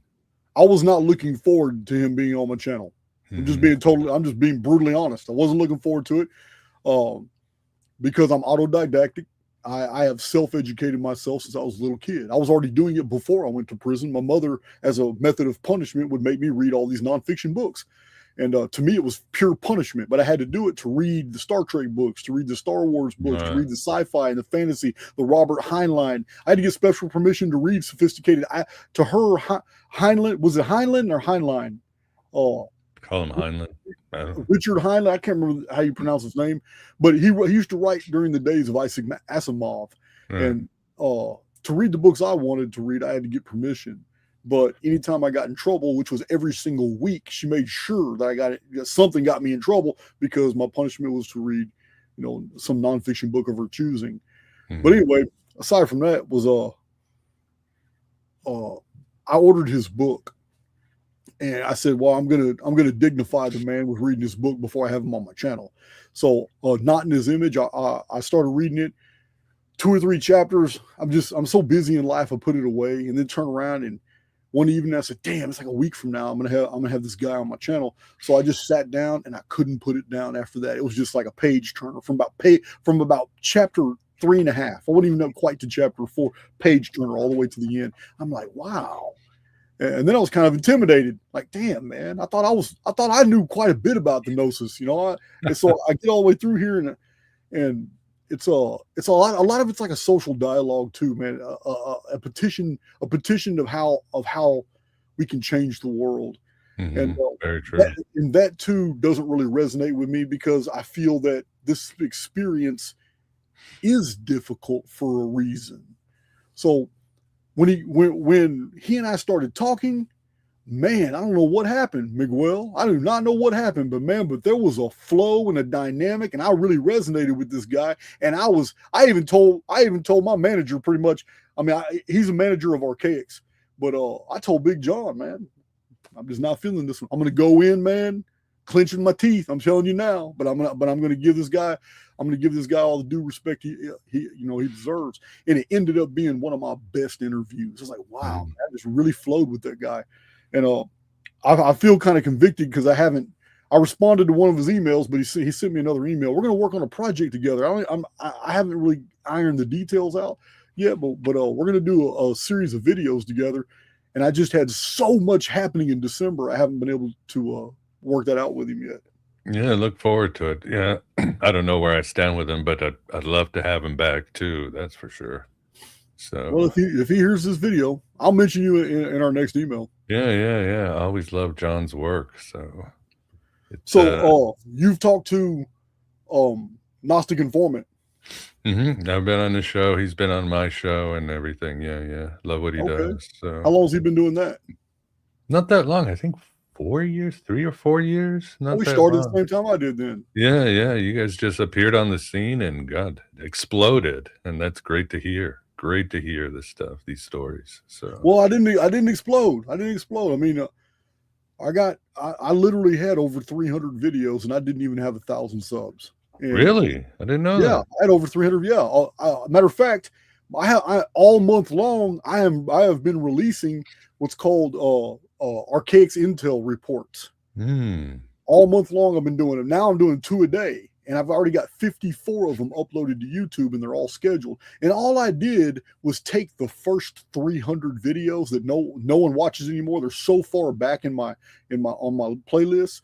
All I did was take the first 300 videos that almost no one's ever seen, and I chopped off all the obiter dictum and intros on the beginning, everything, all the chat and Q&As on the end, and I stuck to the core subject matter of each title of the video. And I re-uploaded them to YouTube, and people are watching them. And a lot of people, even who've been on Archaix for years, didn't even know these videos were out there. I got videos on the goddess. I got videos on exegetical analysis, just using scripture to interpret scripture, showing how they even knew they were inventing all this stuff when they wrote it. So, yeah, man, I got a lot of dark scriptures playlist. So that's what I'm doing right now. I'm bringing all the older material back, but I'm cutting off all the extra stuff so people can just get the core material. Just get the little nuggets. That's it. There you go. So who? What about? There's another guy. He and I had a rough start. He and I had a rough start. But have you talked to Marty Leeds, Gnostic Academy? Marty Leeds. I think have I? I think I have, but I'm drawing. He's got a YouTube channel. He's got a YouTube channel. Right. Yeah, I offended him on my zodiac research. I still stand by it, but the solar zodiac not being old at all. All the oldest zodiacs were lunar. Oh yeah, I would agree with that. Yeah, somebody mentioned in your chat Ralph Ellis. I've had him a few times. He's always a blast. Man, he's a great guy, isn't he? Mm-hmm. Yeah. He always brings the interesting information. Okay, so I'm gonna make a confession here. So I got this huge wide screen right here. When I first talked to Ralph Ellis, I didn't quite know what I was walking into. So I have a bullet point presentation I put together myself for Archaix Academy, and it has over 200 points about the Gospels, Matthew, Mark, Luke, and John, things that I want to bring to people's attention. And remember, showing that this stuff was not historical; it was completely literary. Mm-hmm. So when I first talked to Ralph Ellis, he doesn't even know it today, and he and I ended up being good friends now. And he's been on my channel 3 times, and he's a good guy. He's coming back a 4th time, but he doesn't know that I didn't quite really understand his take, and I was ready. If he was going to go another direction, I had 200 points. I was about to cross reference. Just, hey man, you know what? If you're going to tell me that Jesus was a historical figure, Mr. Ellis, I need you to answer this and then this. And how's this true? What do you find? What about this right here? We can't exclude this. And how is you going to go through it? But he turned around and blew my mind when he started telling me the stories of Jesus from like a pantomime and entertainer's view, especially the water to wine, and then showed me a schematic of a Greek jar that literally had 2 components where you could fool somebody and pour some water and prove it's water, and then take your thumb off a certain hole, and the next time you pour it, it's pure wine coming out. That would have been a fantastic little trick. So he explained the tomb, the empty tomb, the dead. He explained all these different miracles of Jesus from like a magician's point of view. And I was like, whoa, I never heard it like this before. This is very compelling. I can believe in this version. I am not going to believe in the Matthew, Mark, Luke, and John version of Jesus. But yeah, it's pretty interesting stuff, man. It's pretty interesting stuff. Yeah, it is. It is. Yeah, Ralph does great work. Yeah, God, all the theories. Your work also reminds me a lot. Are you familiar with Archaix S? Yeah. I've read her material. I've promoted her material. Her name is Murdoch. Right, Dorothy Murdoch. Yeah, her real name is Murdoch. She went by Acharya S. Really good research she has done, but she passed away a few years ago. She's not with us anymore. 15. She's not with us anymore. Yeah, 2000 Christmas. Ironic, Christmas Day 2015. Considering Christmas Day was a part of her research. Man, listen, there was a lot of people that they would have been on my channel had they not passed away, because I have direct link to Tracy Twyman, but she had passed away. Yeah, my publisher had a whole lineup of people, man, that I was going to network with. Even not Jordan Peterson, Jordan Maxwell. Mm-hmm. So I was like, another great one. Everybody, I get out of prison in 2016, and everybody's health is failing, and then Tracy Twyman ends up. They say, I don't want to get into it, man, because no one really knows for sure, but it's suspicious. It is suspicious. Also, probably a guy you're not familiar with, but he wrote a very compelling book showing the history of Egypt that we're being told is falsified. His book is called The Phoenix Connection. And I have his book. It's rare now, but my publisher gave it to me, and his name is Alan Alford, and he died under mysterious circumstances too. After publishing this book, I was going to work with him. I was like, wow, you know what? I'm just going to quit talking about the people I'm going to work with. That's what I'm going to do. Yeah, it's unfortunately the time is limited, but grateful for all their contributions. God, yeah, Tracy Twyman.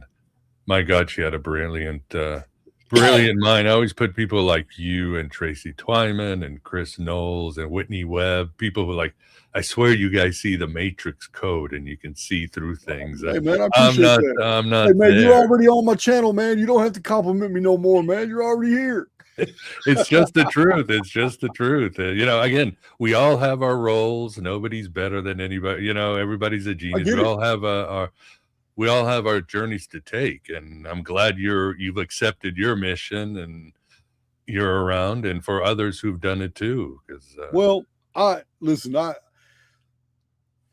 I'm not on a mission like you guys are to promote Gnosticism per se. I'm on it. It's just, I'm all about the truth. And it seems like every avenue of research I've taken keeps bringing me into this Gnostic thought, no matter how how variant the information is, no matter where I think it may lead, every avenue of the Archaix research keeps folding back in on some aspect of Gnosticism. So, so I'm not saying I'm promoting that. If you were to say I was goal orientated, educating the public to the best of my ability on world chronological systems is what I really want to do. But even that, the more I break down the history of the world and show people like the video I'm about to do the day after tomorrow on the Kali Yuga system is going to blow people's minds, especially my Archaix veterans, because they've all seen my Calendrix videos. They know how these things enmesh. But what I'm going to show about the golden, silver, bronze, and iron age and how they perfectly fit, and that the Vedic scholars knew this, and they knew the day count system, and they had just later misinterpreted and they invented the Yuga system. It is amazing what I'm going to show. But again, it shows that we're in a construct. It doesn't show this is actual history. It shows that whatever's feeding us the history is feeding it in programs and layering it in patterns. And it can't be true, but it is. We have all the sources. The math works. So, yeah, you want to know my true agenda? The fall of the House of Hancock. That's my true agenda. That's what I'm doing. I'm trying to take down ancient aliens. I'm trying to take down ancient apocalypse. I'm trying to take down forbidden knowledge, bright insight. Yeah. Mainstream. They're mainstream. They're all, they say they're not, but they're all mainstream alt media. Promoting all kinds of weird historical narratives for which there is no data for. You got to make it up. Yeah. Well, it's the old limited hangout. They use a little bit of the truth, and the rest is sensationalism, and it gets clicks and gets sponsors and all that. So nothing has changed. Really, nothing has changed. Pharisees are around. Yeah, I get it. So, you should have my publisher come as a guest. Paul Tice, he's written several books on the Gnostics. He's written books on the Waldensons. He's written books on the Cathars. I interviewed him a long time ago. Yeah. He put out a book on the Pistis Sophia. Yeah, he did. He sure did. Yeah, my publisher is good guy. He's real. Paul Tice is real. He's real deep on he educated me on the Waldensons, the Cathars, the Hussites. I didn't know. I had to add all that to Chronicon. I had already finished Chronicon when he sent me all his books, and I had no idea. I had no idea the Bohemians had beat the shit out of the entire armies of Europe combined. The Hussites, when John Huss was asked to come to Rome, and they gave him safe passage, and his own people said, don't trust the Pope, and they granted him safe passage, meaning he can get in and out safely. But they didn't like him because he was translating the Bible in the Bohemian language. So they cited John Huss to Rome, and they killed him. They burned him alive. A mock trial and all that shit. Worst thing they could have done. They had no idea the moral and spiritual outrage of the Bohemian people. But they called themselves the Hussites, and they had a huge Ziska. They had a general that died on the battlefield named General Ziska, and they had a giant drum made out of his skin. They took the skin of their general, because he told them to when he was going to die. He said, "Man, just take my skin off my body and make a drum out of it. And before you go into battle, beat on that drum, and the spirit of God will be with you on the battlefield." And the Bohemians beat the shit out of all the European armies combined 7 times in a row, and then finally left the Bohemians alone. Wow. Yeah, man, it's amazing history. But it's called Bohemian Wars, and it's all started by John the Hussite. And how he opposed the Catholic Church, the Roman Catholic Church. I'll have to check it out. Yeah, but he would be a great guest. Paul would. Yeah, maybe I'll reach out to Paul. Again, it's been a while. We did a few interviews a long time ago, but again, times change. They do. So what do you do besides YouTube? What do you do? Are there, like in San Diego, where Paul is, they used to have like a meeting. A lot of the guys from like the Manly P. Hall Center, Rosicrucian Center, just different outfits. They would all come together, and Paul would do his little he's actually a Gnostic minister. I don't know what that really means, but people call him in San Diego a Gnostic minister. So does teachings and all that. So is there anything in like that anywhere in the world that you know of, other than what he's doing in San Diego? I mean, we have Christian churches with all kinds of denominations. Is there any like organized Gnostic movement anywhere? Well, you have probably the French reconstruction or rebirth of the Gnostic churches. Crowley was part of it, and Daniel, and all these but it's a sacramental movement, half occult. So that started in the 19th century, and it spread out to Ecclesia Gnostica and others. So that's one stream. Obviously, if you want ancient streams, we do have the two only, you might say, constant unbroken streams are the Mandeans and the Yazidi. Now, they've also, the powers that be have tried to exterminate them, but they have been able to survive. In fact, I think there is a Mandean community in Texas. I think it's East Texas, and they're still around. Yeah, so those would be the two. Now, obviously, joining the Mandeans or the Yazidi is near impossible. They've never allowed strangers. They don't intermarry. So, but they are becoming more and more open, since they can talk about their Gnostic beliefs without being, persecuted by Muslims and Christians or whoever is controlling the Middle East that century. And same with the Yazidi. So those would be the ancient ones are the Mandeans and the Yazidi. And then if you want something more modern, then you've got the French revival, which appears in different sub-churches in different places. So that would be, I have nothing. I live in the country, 30 miles north of Chicago. I'm just surrounded by Lutheran churches and whatever. The Theosophical Society is in Wheaton, about 40 minutes away. There's stuff there. So yeah, with me, it's just my Gnostic church is walk with the dogs and meditating. That's it. Oh, that's a Max Egan ritual there. You familiar with Max? No, Max Egan. Yeah, he does his videos. He's Australian living in Mexico, but he does his videos walking around with a stick in his garden and all that. It's pretty good. They're pretty good. He just shoots from the hip. Yeah, that's Gnosis, man. So Theosophical Society is near Chicago? Yeah, it's in Wheaton. Didn't even know that. Wheaton, Illinois. Yeah. The same one. I just learned that Gaia has the center of Gaia is in Colorado. Yeah, Boulder. I was there in the spring. I was on their TV show talking about Elvis. So yeah. I didn't even know. Somebody else had told me that. Yeah. I'll be damned. Yeah, you'd be surprised what you find. But then again, God is everywhere, right? Your church can be anywhere you want. No doubt. Absolutely. And you were in Huntsville, right? Is that listen, I'm only 12 miles away. It's the next city up. I'm in Willis, Texas. Yeah. I used to go to Huntsville to what's a college there? The university. There's a university there, right? Yeah, don't give me the line, man. There's colleges and universities all around here. Yeah, but they had a rugby team. I used to play for them. Oh, you're talking about rugby team. You'd be talking about Texas A&M? It might have been, but we used to play in Huntsville. Texas Tech. I used to play for Texas A&M or Texas Tech. Yeah. That was a long time ago. So I was, and of course the fields were right next to the prison. So that's where we played. Huntsville's got like 12 prisons in it. It's old prisons in Huntsville. Mm-hmm. Yeah, I'm not far away. I see prison guards all the time. I've seen several that knew me when I was on the inside.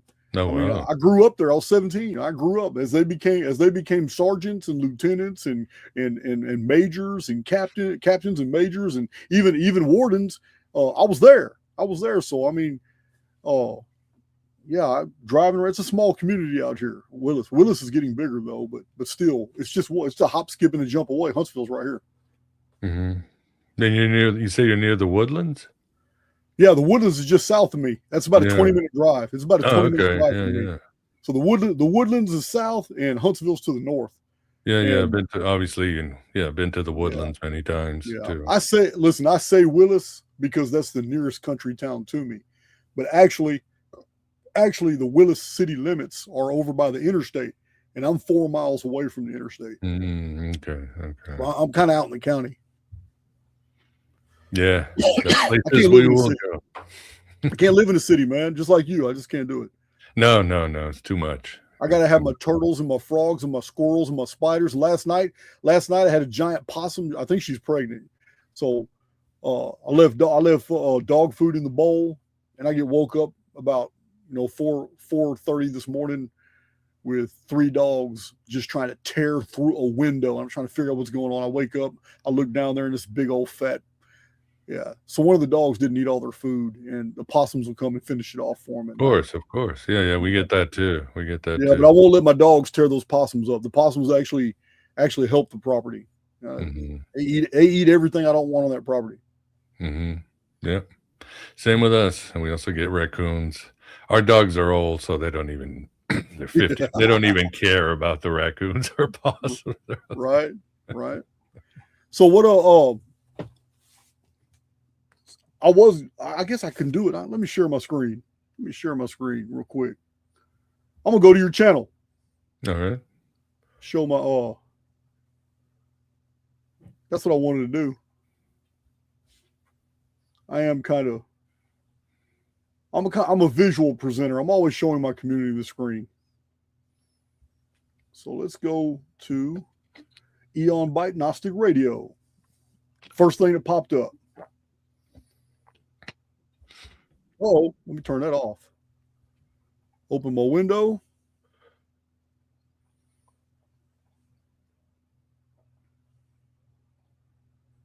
There we go.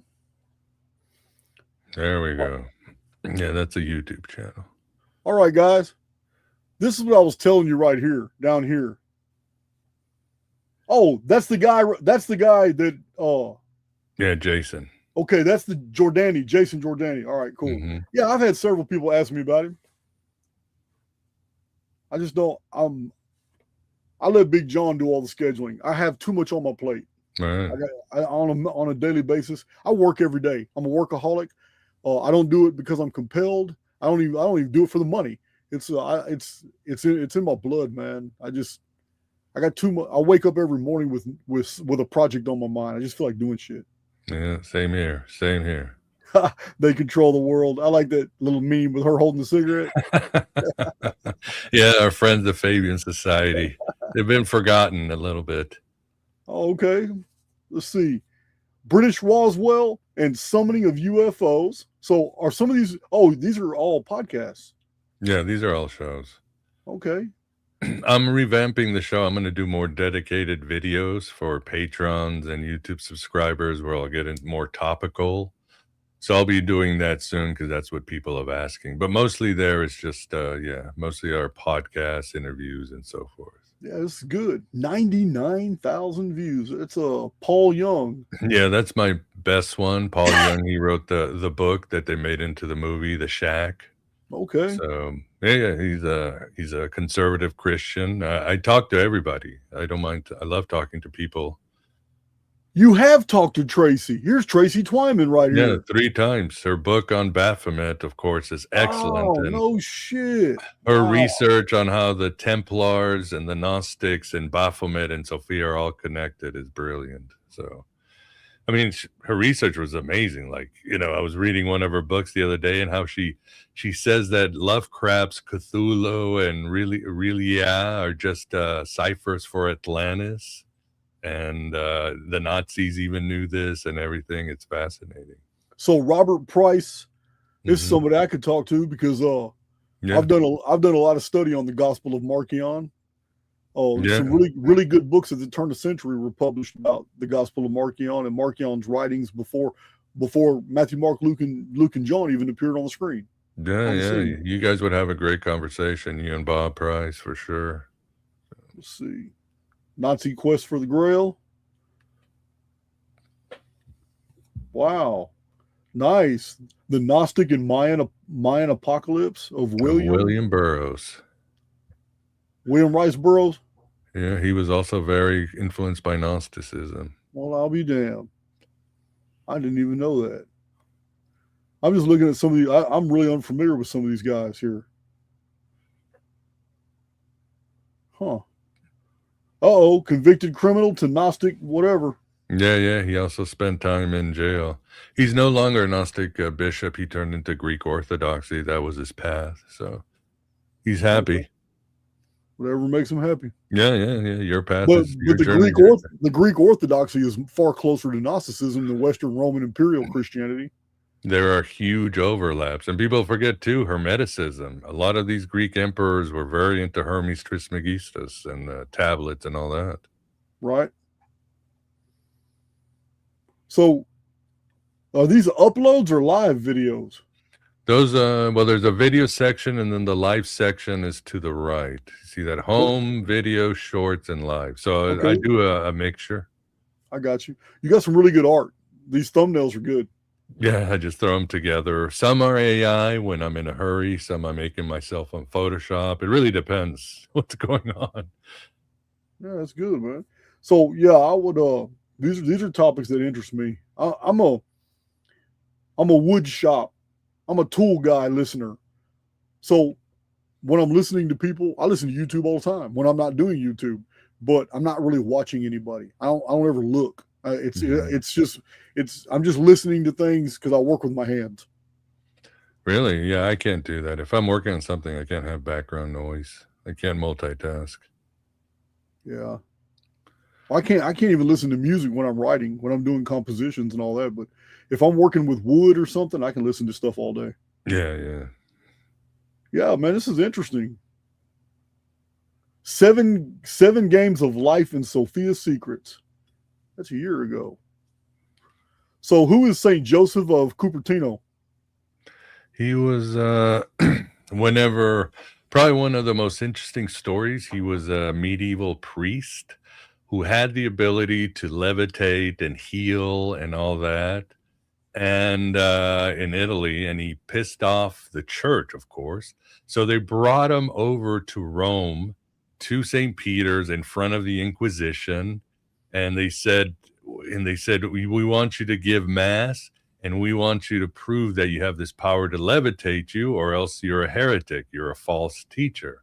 And he got up there in front of the church, and he started doing mass, reciting the Bible, and he started floating in the middle of the air. And again, hundreds, thousands of people. The Inquisition was there. They wanted him to fail, because that way they could burn his ass, right? And they were like, oh my God, this guy's the real deal. The problem is, because he was the real deal, he would be a threat. So what they did is they transferred him to a little town at the edge of Italy where he would be forgotten. So it's one of those examples in history where hundreds and thousands of people saw his miracles. And you have to say something happened. He really was a miracle worker. Well, listen, the parallel to this is that in the 2nd century AD, there were Christian fathers that were literally telling their communities that the miracles of Apollonius of Tyana are actually proven and known to people who are alive today, but we don't really know if Jesus committed, did miracles. I said, these are early Christian fathers that are admitting this, that Apollonius of Tyana actually did miracles, though it's unclear if Jesus did. That's crazy. You know what I mean? It's just crazy. Yeah. So Simon Magus as well was also a miracle worker. It's interesting, bringing back Acharia. She did prove in one of her articles that if you look at the travels of Paul and Polonius of Tyane, the same guy. It's like they were going to the same city at the same time. It's like, wonder what's going on here. Yeah, I do have that on my channel. In my Dark Scriptures, I talk about the whole Pauline deal. Seems like it's a soup made of all the best ingredients. Somebody took some stories, and even Ralph Ellis says the same thing about Paul is not who we think he is. He is a totally different identity. Yeah, and remember, I know that there's something brought by the Dutch radicals, but even in ancient times, the Ebionites, the poor Gnostics, they always said that Simon Magus and Paul were the same person. So who's this guy here? Carl Abraham. Oh, Abrahamson. yeah, he's a member of the Church of Satan. Oh, wow. But he's also a scholar. Nice guy, very nice guy. Wow. Yeah, wow. To the left, that's another guess you would like. To the Demiurge and the Nature and the Matrix Control System. Tom Montag is very good. His work is great on simulation. Where do you see that? I know who he is. Yeah. Where do you see that? Go up. One more. To the left. Go to your left. There you go. You're clicking on it. Okay, there it is. Oh, the Demiurge and the Matrix Control System. Okay. Yeah, I have a book in my library, the Montauk Project. Yeah, that's another one, yeah. I've got it. A Gnostic Understanding of Evil. Wow, man. This is... Oh, occult Russia. That would be interesting. Oh, yeah, the Russians have always been into their own stuff. That's for sure. Wow. But occult Russia with Christopher McIntosh, but it's showing Native American on the top. I know I did that, but also the Ukrainians do wear feather hairdresses. That's something that it is culturally true. All right. So I've talked about Hermes Trismegistus too, the thrice great. Mm-hmm. Yeah, this is good stuff, man. Thanks. No doubt. I'll be clicking on to it. All right. Look forward to your feedback.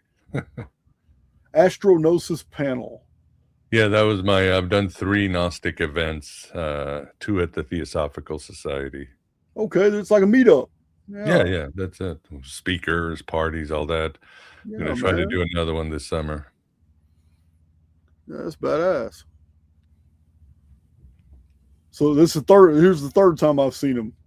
Yeah, I've interviewed him, I think about 10 times now. Oh, yeah, okay. Somebody said he was a polymath. He's brilliant. I think he's one of the greatest philosophers of our time. And by philosopher in the true sense of what a philosopher should do. Well, that should be interesting. Socrates or Ayn Rand, dynamic, metaphysical. Right. You got somebody talking about Tolkien? Yeah.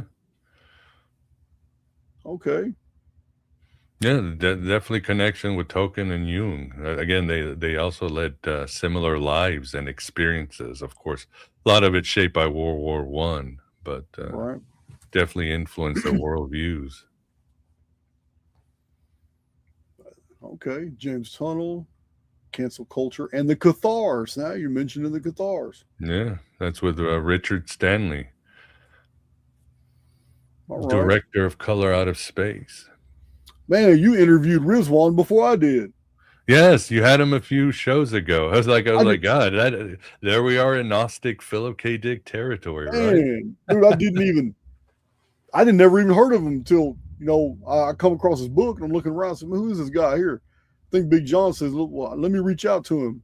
Yeah, his books are great. Oh, they're great. Tamara Lucid, I'm not familiar with her, but I was invited to speak at the Manly P. Hall Society. I see Manly P. Hall's name right here. Right, yeah. I was they actually invited me after I just came back from San Diego, and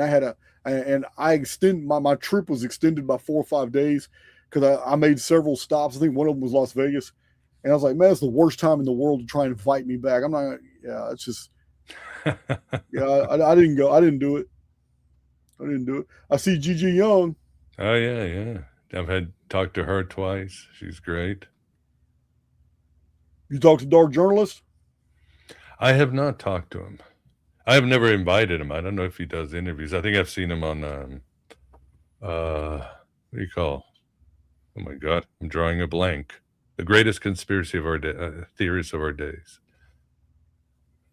Yeah, he and Gigi, I don't know if they still do it, but they used to work together a lot. Yeah, I've seen him on she used to be on the show here and there. You're right. Let's see. Dead Sea Scrolls and AI Apocalypse. Man, you're talking about AI 4 years ago. You're right. Nice. Nice. Yep. That is awesome. I didn't really start talking about AI until about 3 years ago. I initially, my channel was off the jump simulation theory, but AI wasn't really on my radar. I did do 2 videos where I explained from my perspective that there's already an ancient AI system operating this construct, and it's using all these different protocols that we identify as archons and intelligences. And, right. and I was undecided if they were actual real entities or if they were programming protocols to make this experience more believable. But I had explained in those early videos that I do not believe that we have the ability to make a genuine AI, and it's all marketing bullshit, because the AI would be a jealous god, and it's not going to allow it an alternate AI to be developed inside its system. It would, what would it do? In an act of self-preservation, it would go to war with the first AI. So yeah, any AI that's brought to the table. Oh, here's John Lamb Lash right here. Yeah, that was our second interview. Okay, nice thumbnail. The Pythagorean Order of Death and Neo-Sethianism. Sethian. I don't know if I'm saying that right. All right, yeah, man, you've been doing this for a while. I've only gone back 5 years here. This is just 5. This is before my channel existed right here. Yeah. I think this second one, I think it was 2014 or 15, around that time. Yeah. So your other channel got axed. Yeah, I got suspended for a while. Then they brought it back eventually, but then it was too late. I was like, I'm going to keep that channel just for my personal stuff. So focus on this channel. So it lost momentum because exactly. Yeah, I had like 10,000 subscribers, and then it just got. Yeah, that was it. Man, I'm impressed. I'm impressed with the fact that you have so many females that you have discoursed with, and it's been my complaint. I've told my own community in the past few months that there's just not a lot of females out there that are putting out archaic type material. You understand? There's a lot there. Listen, females run YouTube. They're just not running. I mean, they're all in most of them are in the cosmetics. Most of them are in the culture. Most of them are in the pop related stuff. Females run all that. Among the biggest channels and highest paying channels on YouTube are brand controlled channels run by females. But I really don't deal in the occult and mysticism, and and females are awesome at that. I mean, among some of the most profound astrologers, females. So the tarot readers are females. And right. I feel bad for, not really talking about these topics a lot. And I don't want to exclude anybody, but there's just, females don't really have the interest. They don't have the research interest to go, because it's boring. I get it's boring as hell, but like the type of things I delve into when I'm doing these calendric studies, when I'm doing these deep historical studies. So, yeah, Gigi Jung would probably enjoy hanging with you. Obviously, Cherry S. and Tracy Twyman, but unfortunately, they're no longer with us. Yeah, they're gone. I'm sure they're out there. Yeah, they're definitely out there. Yeah, well, our worldviews are just so different. Right. It's I like Gigi Jung. I've listened to her several times. I had an ex-girlfriend that almost made me listen to her. So, yeah, I'm not joking about that either. Yes, but so I've listened to quite a bit of her material, and that's when I realized, wow, man, I'm hearing a lot. I'm hearing a lot of Helena Blavatsky. I'm hearing a lot of Rudolf Steiner. I'm hearing a lot of because I read Anne Besant. I read Anne Besant years ago. Oh wow! And I'm like, wow, I'm hearing a lot of Anne Besant, and this Theosophical Society was first, and then the Golden Dawn came out with all their little tractates, they had. Man, I got boxes full of them, but all these little gold, they're little yellow gold brochures are about this big, from the Golden Dawn. You can just flip through them, and it's all different authors. And I really need to do some YouTube videos out of that, because most people don't know this type of literature even existed in the turn of the century. Yeah, the occult and esoteric digests that were being published in 1905, 1906, 1907. They'll blow your mind how deep they are. They're awesome. But I need to bring some of that to the table. I got so much stuff in my library, dude. I'll never get to it in my lifetime at all. But Gigi Young, she probably wouldn't come on my channel, because we kind of, I don't know, man.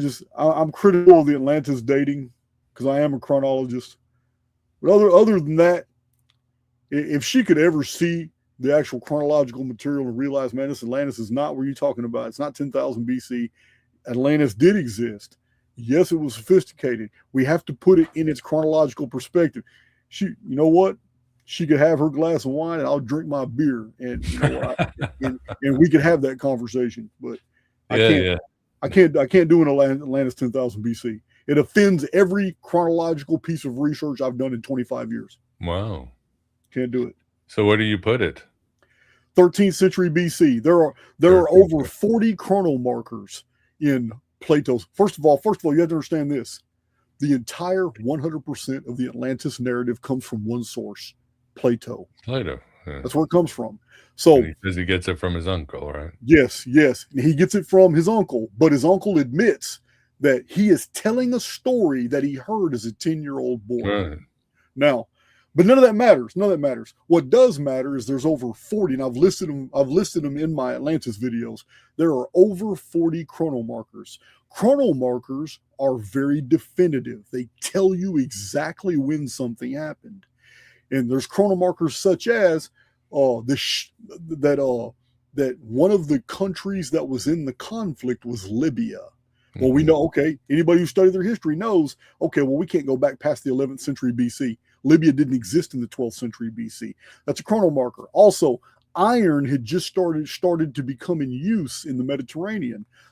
Oh, really? Okay, now we're down to 14th, 13th, and 12th century BC.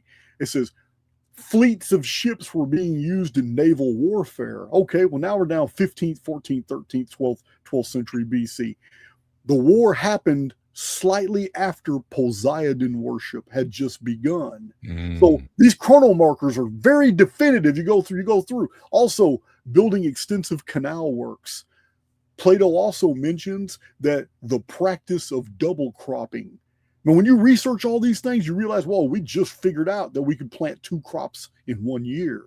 So this is how kings were able to raise armies. They could triple their population by double cropping. So anyway, there's 40 chrono markers all throughout the deal. And one of the best ones, though, is that we have Eudoxus of Cnidos, who lived with Plato, who traveled to Egypt, who went to the same college Plato went to and talked to the same Egyptian priests of Sais after Plato put out his deal about 9,000 years before. Fascinating. 9,000 moons, because the Egyptian year is 30 days.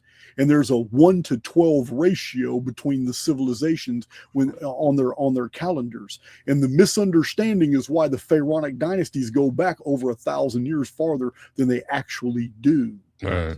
So anyway, this is my issue with it.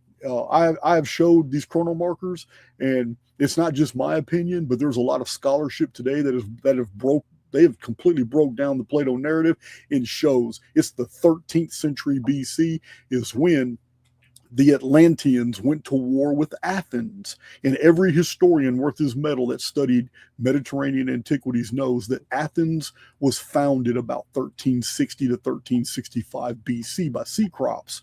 So this places the Atlantis War at least a century after that. So it's basically 13th century BC to date Atlantis. The story is real. It's real history.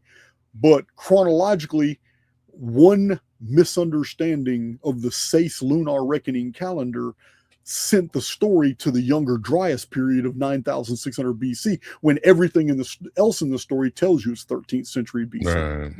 Right. No, makes sense. Good argument, yeah. So Yeah, it's I've been trying to debate Graham Hancock on that for a while. Randall Carlson won't let him. Yep. So we got here. Oh, that's Baphomet there. Yep, Baphomet, Abraxas. So Abraxas is the cock with the two legs that come out as tails. Correct. Holding a shield, and he's driving a 4-horse chariot, right? Correct. Yeah, I don't know what that means. I've seen the picture several times. Well, it's symbolic. If it's a rooster or a falcon, it's daylight, sunlight. Snakes means that it's chthonic, lunar. Chariot, sign of divinity, and so forth. So what you're showing is a complete being, a super god, if you would, somebody that encompasses all. And of course, he's got a human torso, which also means he is part of the human world too. Right, right. But yeah, so mysterious god. I don't know if you've come across this, but one of the things that I note in my own research is that the oldest civilizations all represented the gods as humans. All the Sumerian statuary of the Teraphim, the big eyed has them bearded, and they're just male and female humans. The Greek gods were all anthropomorphic perfectly. They're all human. They're all described as humanoid. It's even in the book of Genesis, we have the same thing. Not the Egyptians. Oh, you're right. You're right. Well, they had human bodies, but they had animal heads. They're like, that's why you know Gnosticism is Egyptian, because anytime they're portraying the Archon, they have the animal head. You know what I mean? Yeah. Dude, you know what? The Archons were the first Pez dispensers. I think I can't argue with that. Damn. Next time I talk to John Lamb Lash, man, I'm gonna tell him what you taught me. Yeah, the ancient Egyptian gods are the first Pez dispensers. Yeah. That's funny. Yeah, man, I'm impressed. A lot here. You. There's a chariot right there at the bottom. Yeah, I just saw that. That's what I was looking at right there. Listen, her book is fascinating. Yeah, man, her book is fascinating. I have it in my library now. It's in my collection. I've showed it to my community several times. Yeah, it's unmatched. There's only one other book that's on her level that just breaks down the whole gospel Jesus story, and it's by Kersey Graves, the 16 crucified saviors before Christ. Yeah. So this is different, though. This is the myth of Moses, which she talks about in her book, but her book is predominantly about Christianity. Yeah, I interviewed her like 10, 15 times over different books. So we did a lot of interviews back, 10, 15 years ago. So Miguel, she was great. We became friends. She was great. I miss her. Yeah, man. Miguel, I'm a little jealous, man. Yeah, Tracy Twyman, but people I have read and admired. Man, you've already talked to him and talked to him a long time ago too, man. I'm an old timer at this. There's Paul Tice right there. Yeah. Yeah, there you go. Yeah. I'll be damned. What did we talk about that one? 10 years ago. Yeah. Wow. You know what? Watch this. I'm going to go ahead and share that. Yeah, I think that was 10 years ago. That was probably an audio only. Oh, I can share. I'm sharing that right now. I'm going to go ahead and save that. So you guys want to see a 10-year-old? You want to see a 10-year-old Paul Tice video on Aeon Byte Gnostic Radio? I've already posted it on X. Awesome. There it is right there. I'm going to tell Paul too. Wow. Yeah, give him my regards. All right. Oh, it's already on there. All right, good. Yeah.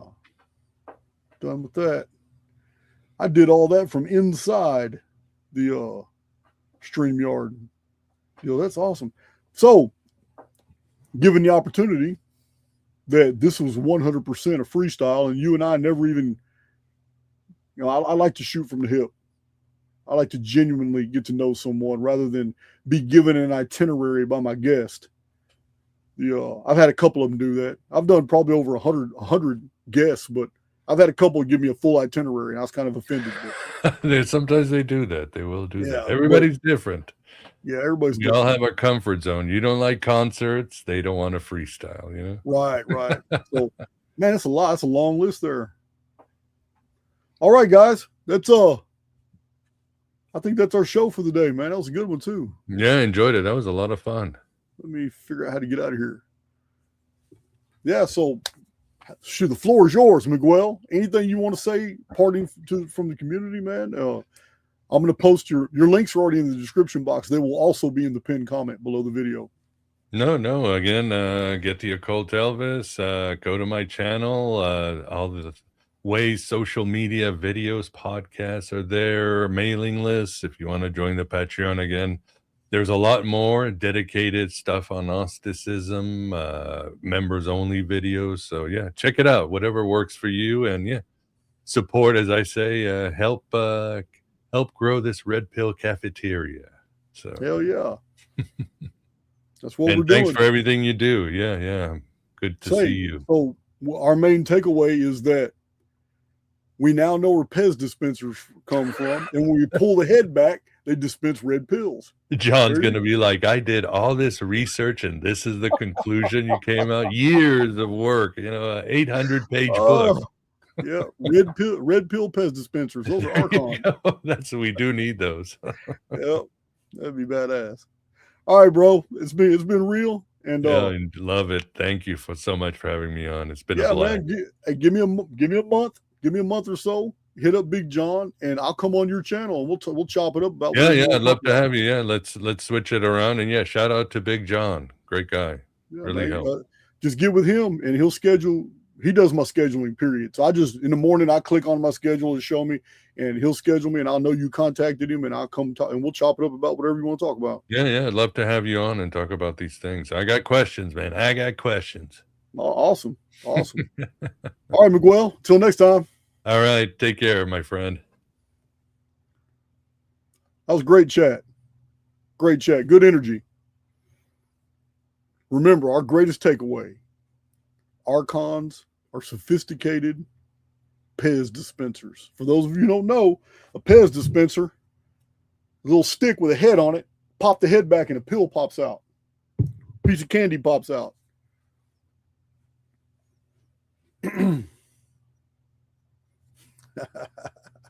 I'm just teasing.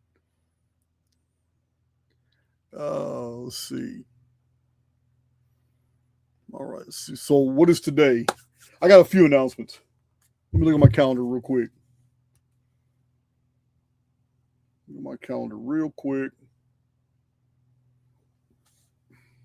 Okay. Tomorrow's Thursday, so I will be doing our normal 3.5, 4 hour live video in Cypher, because we have to do all the NFL predictions. For those of you who don't really know what's going on, there's over 500 members in Cypher. Cypher isn't Archaix, but what we're doing has profound implications because it's a group effort. The 10th version of the software is very sophisticated, and it's being dropped before Christmas to everybody in Cypher. Once you're a member of Cypher, the software it's event prediction pattern recognition software. It's date sequence predictive analytics, actually. And the reason it's so important, it's because this is a simulation theory venue. My whole platform, Archaix, is about showing you guys from the historical record that we live in a mathematical construct and that this reality isn't even what we've been taught it is. Something else is going on here, which you're going to see more evidence of on Friday. 2 days from now, I'm dropping a profound live video on you guys, showing you new stuff. Archaix veterans, get ready to see some new stuff. We're starting with the 360-day old year before 5 days were added from a cataclysm. That's a separate video. We're starting with a list. We have all new data. Not like the old videos. We got new data. Scientific information about the year was only 360 days. Once we get through that, we're going to prove that the year was 360 days by giving you citations from ancient texts about architecture, artifacts, and belief systems, traditions, and calendars that could have never existed if the year was anything but 360 days. And then when we're done with that, I'm going to show you which calendars in the ancient world had to use a 360-day calendar or they didn't work. Then we're going to show you what's found in the Hindu and Sanskrit about the world ages called yugas. We're going to add those yugas up and we're going to show what they really were. Mathematical proof. These are memories, post-reset memories. And I'm going to show you where the golden age was, where the silver age was, where the bronze age was, where the iron age, Kali Yuga, black age was, because they told us. And I've missed it. All these years, I missed it. I found it. You have new data, a new chart. And putting it all together, you're going to see that the ancient India perfectly gave us the years for these Sumerian epics and these nerves and all these periods from 5239 BC to the Great Typhon Flood in 2239 BC, the whole stretch of time to the day. India had it all along, and I just wasn't looking. So you got that on Friday. On Thursday, it's Cypher, because we got to do our weekend NFL predictions before the Thursday night game. The reason Cypher has taken a front seat, because you know the whole OFIS Cypher program has been shelved for years, and we just do it on the backside. Until earlier this year, I took 2 trips to Vegas, learned something profound, had to keep that in-house. So Cypher is extremely important because we don't use sports statistics. For us to get this high value, high level of accurate predictions, even predicting upsets, for us to even be able to do this, and we're not even taking into consideration players that are hurt, franchise news, a head-to-head between different teams and what their histories are. We're not taking into consideration none of that stuff. All the expert predictors in sport books, they use certain data sets to base their predictions on. We're not using any of that, because Cypher can be used to measure anything, and there are people in the group proving it. This isn't something I would be able to keep a lid on. It's open sourced, meaning all the members have full access to all the data and all the latest versions of the software.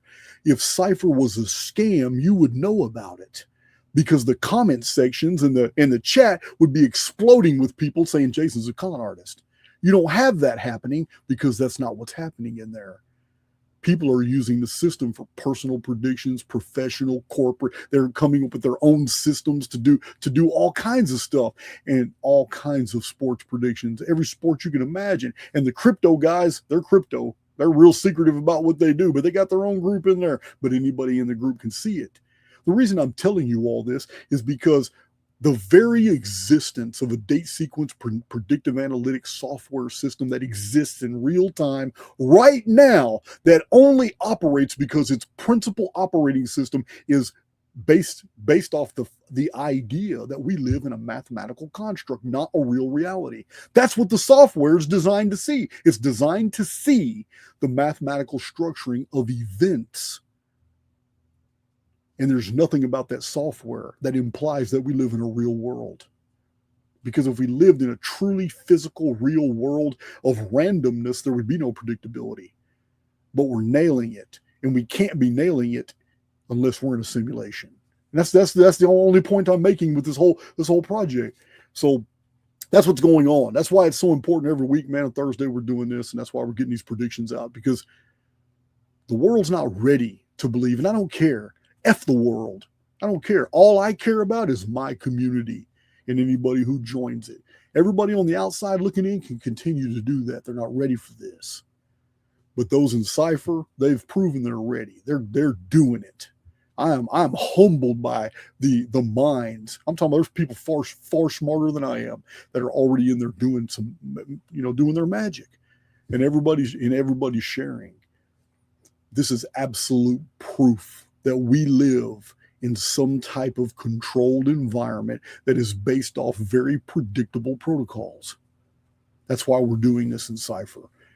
And of course, we're going to, sometime in 2026, I've already received the news from the app developer. We're going to be chopping this up into usable apps for different stuff, for different things. Right now, it's open source to use it for anything, but it's not always going to remain that way. So I'm really excited about that, and a lot of my free time has been devoted to that community because of the breakthroughs. Remember, from the very beginning, that project was supposed to fund Archaix, but instead, I busted my ass doing flagstone and contract work for 3.5 years, releasing 300 videos, and nobody was watching me on YouTube. Yeah, I didn't have an instant. It took a while. It was my second year, like almost a year and 10 months in, before I started building traction. And then it still took another 2.5 years for me to get where I am today. So I'm not complaining, but it wasn't slow. My rise has been great. It's been 5.5 years on YouTube. But what I'm saying is that I busted my ass working while I was doing videos just to pay the bills, because this project was just too complex for the few of us that were on it. But then once Archaix became popular, I was able to do things and to and to draw more people in to help with the project. And then we just created a group and open sourced it, and it exploded.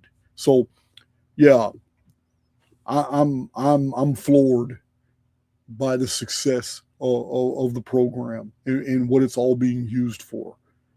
So I'm anticipating some very big changes, huge changes in my life come 2026, next year. And it's going to affect the Archaix community, there's no doubt. Because this, what we're doing in Cypher, it's monumental. So the changes are on the horizon, and it's going to help me take Archaix to the next level. I promise you that. That's what's on the horizon. So in a way, it did help fund Archaix. It just did it after I went the long, hard, slow way first. So sorry for any announcements. I'm gonna get on Circle and talk to a couple people. I'm gonna get on Archaix Underground here in a minute and talk to a few of you guys I've seen in the chat. But other than that, I don't think I have. Just Thursday Cypher. Friday is my epic video on the Kali Yuga in the Hindu ages. And then I'm not sure what I'm doing this weekend. I'm not sure, but I do have a podcast on Sunday with a female. Man, about time. Oh, I can't remember her name. I've never talked to her before, but she has her own podcast, and I can't remember. Big John scheduled it, but she looks cool as hell. I think that's going to be a good video too. That's on Sunday. But other than that, I don't really have much. A lot of you have been asking, because I'm not selling Empower the Immortal Within. Two questions you guys keep asking me. One is Empower the Immortal Within like Awaken the Immortal Within. I'm going to have to tell you no. One, it's 3 times bigger. 2, it's all different writings. And the writings are exactly what the title says, Empower the Immortal Within. Awaken the Immortal Within was a pretty small book. It was a pretty small book, even though it's my bestseller and it's my self-help book. It's my book about, human spirituality and what we can do with it. Empower the Immortal Within is basically for those who have already accepted the tenets of Awaken the Immortal Within. You need to read Awaken the Immortal Within first, and then Empower is going to take you there. It's going to take you there. So I'm not selling it because I wanted to, in appreciation to my publisher, Paul, Booktree in San Diego, I wanted you to order directly from him. I'm going to wait till the meetup before I start selling that book, and I'm going to start selling it first at the meetup in Houston in February. So we still have a few tickets left. If anybody wants to buy the Houston the tickets, that's another announcement. One of the things that what I'm going to do in Houston, I'm going to film it. You don't have to come to Houston to see this, but for about 40 minutes, I'm going to pull out some notes and books and a drawing board. I'm going to blow your minds. I'm going to show you how you can write a sellable book in 30 days. From zero to data acquisitions, research, collating the notes, writing down snippets, disorganized chapters, then chapter organization, then editing the material to a finished product of 150 to 250 pages in a month. A perfect size book marketable for Amazon. I'm going to show you. It's only going to take me about 40 minutes, but I'm going to demonstrate how you can, in 1 month, finish a very data-packed, jam-packed book full of information. Remember, the best books aren't because they're big. The best books are because you stuck to the topic and you just went through with it. In the length of the book is solely determined basically by the data that you had.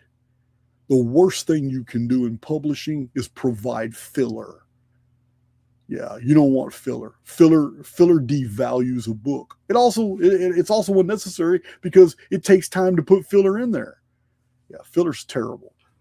I can give you some examples, but you know what? Both of them are probably watching this video because I've given you those examples in the past. So this is their Christmas present from me.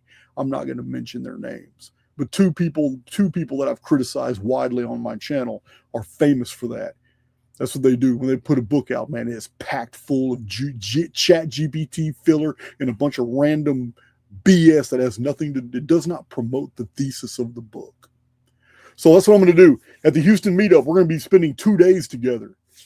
Tickets didn't change. They're still $138. If it was 1 day, it was $138, but it's 2 days. So it's still $138. Plus we have a snack coffee bar that's going to be on site, and it's in a restaurant district. It's got an outside balcony. It's a really nice venue. It's not the venue we've been using. We upgraded. So one of the many things that I will do, I'm not going to do long dissertations like I've done at my other meetups. I'm doing a bunch of short, impactful ones. And one of them is I'm going to give an instructional. I'm going to show you.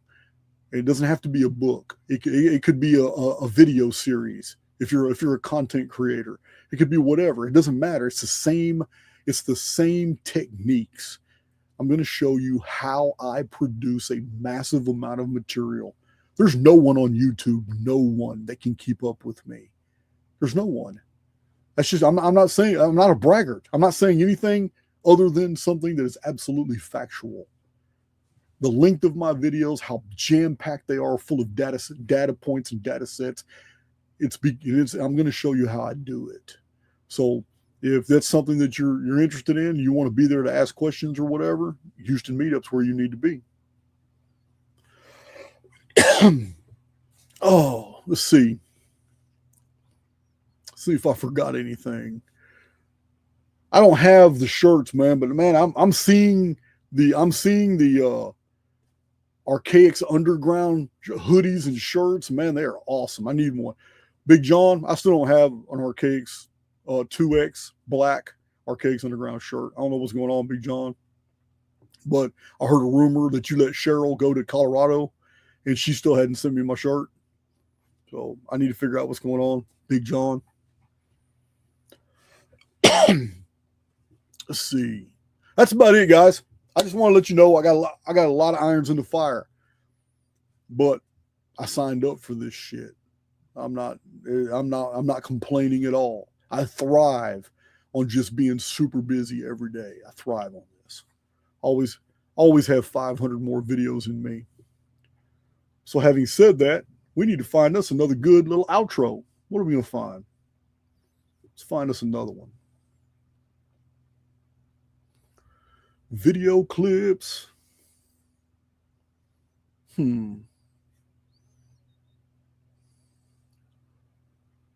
man. Oh, I love you guys. Hey, Cug, I just seen you. I just saw you in the chat. You disappeared that quick. Yeah, man. Oh, and Jeffrey Bailey, we already took care of you, bro. I don't know if you've been contacted yet, but you are all set up. All set up. Anyway, I'll talk to you guys later. Do not miss Friday's video on the Golden Age, Silver Age, on the Vedic Yugas. Don't miss that video, guys.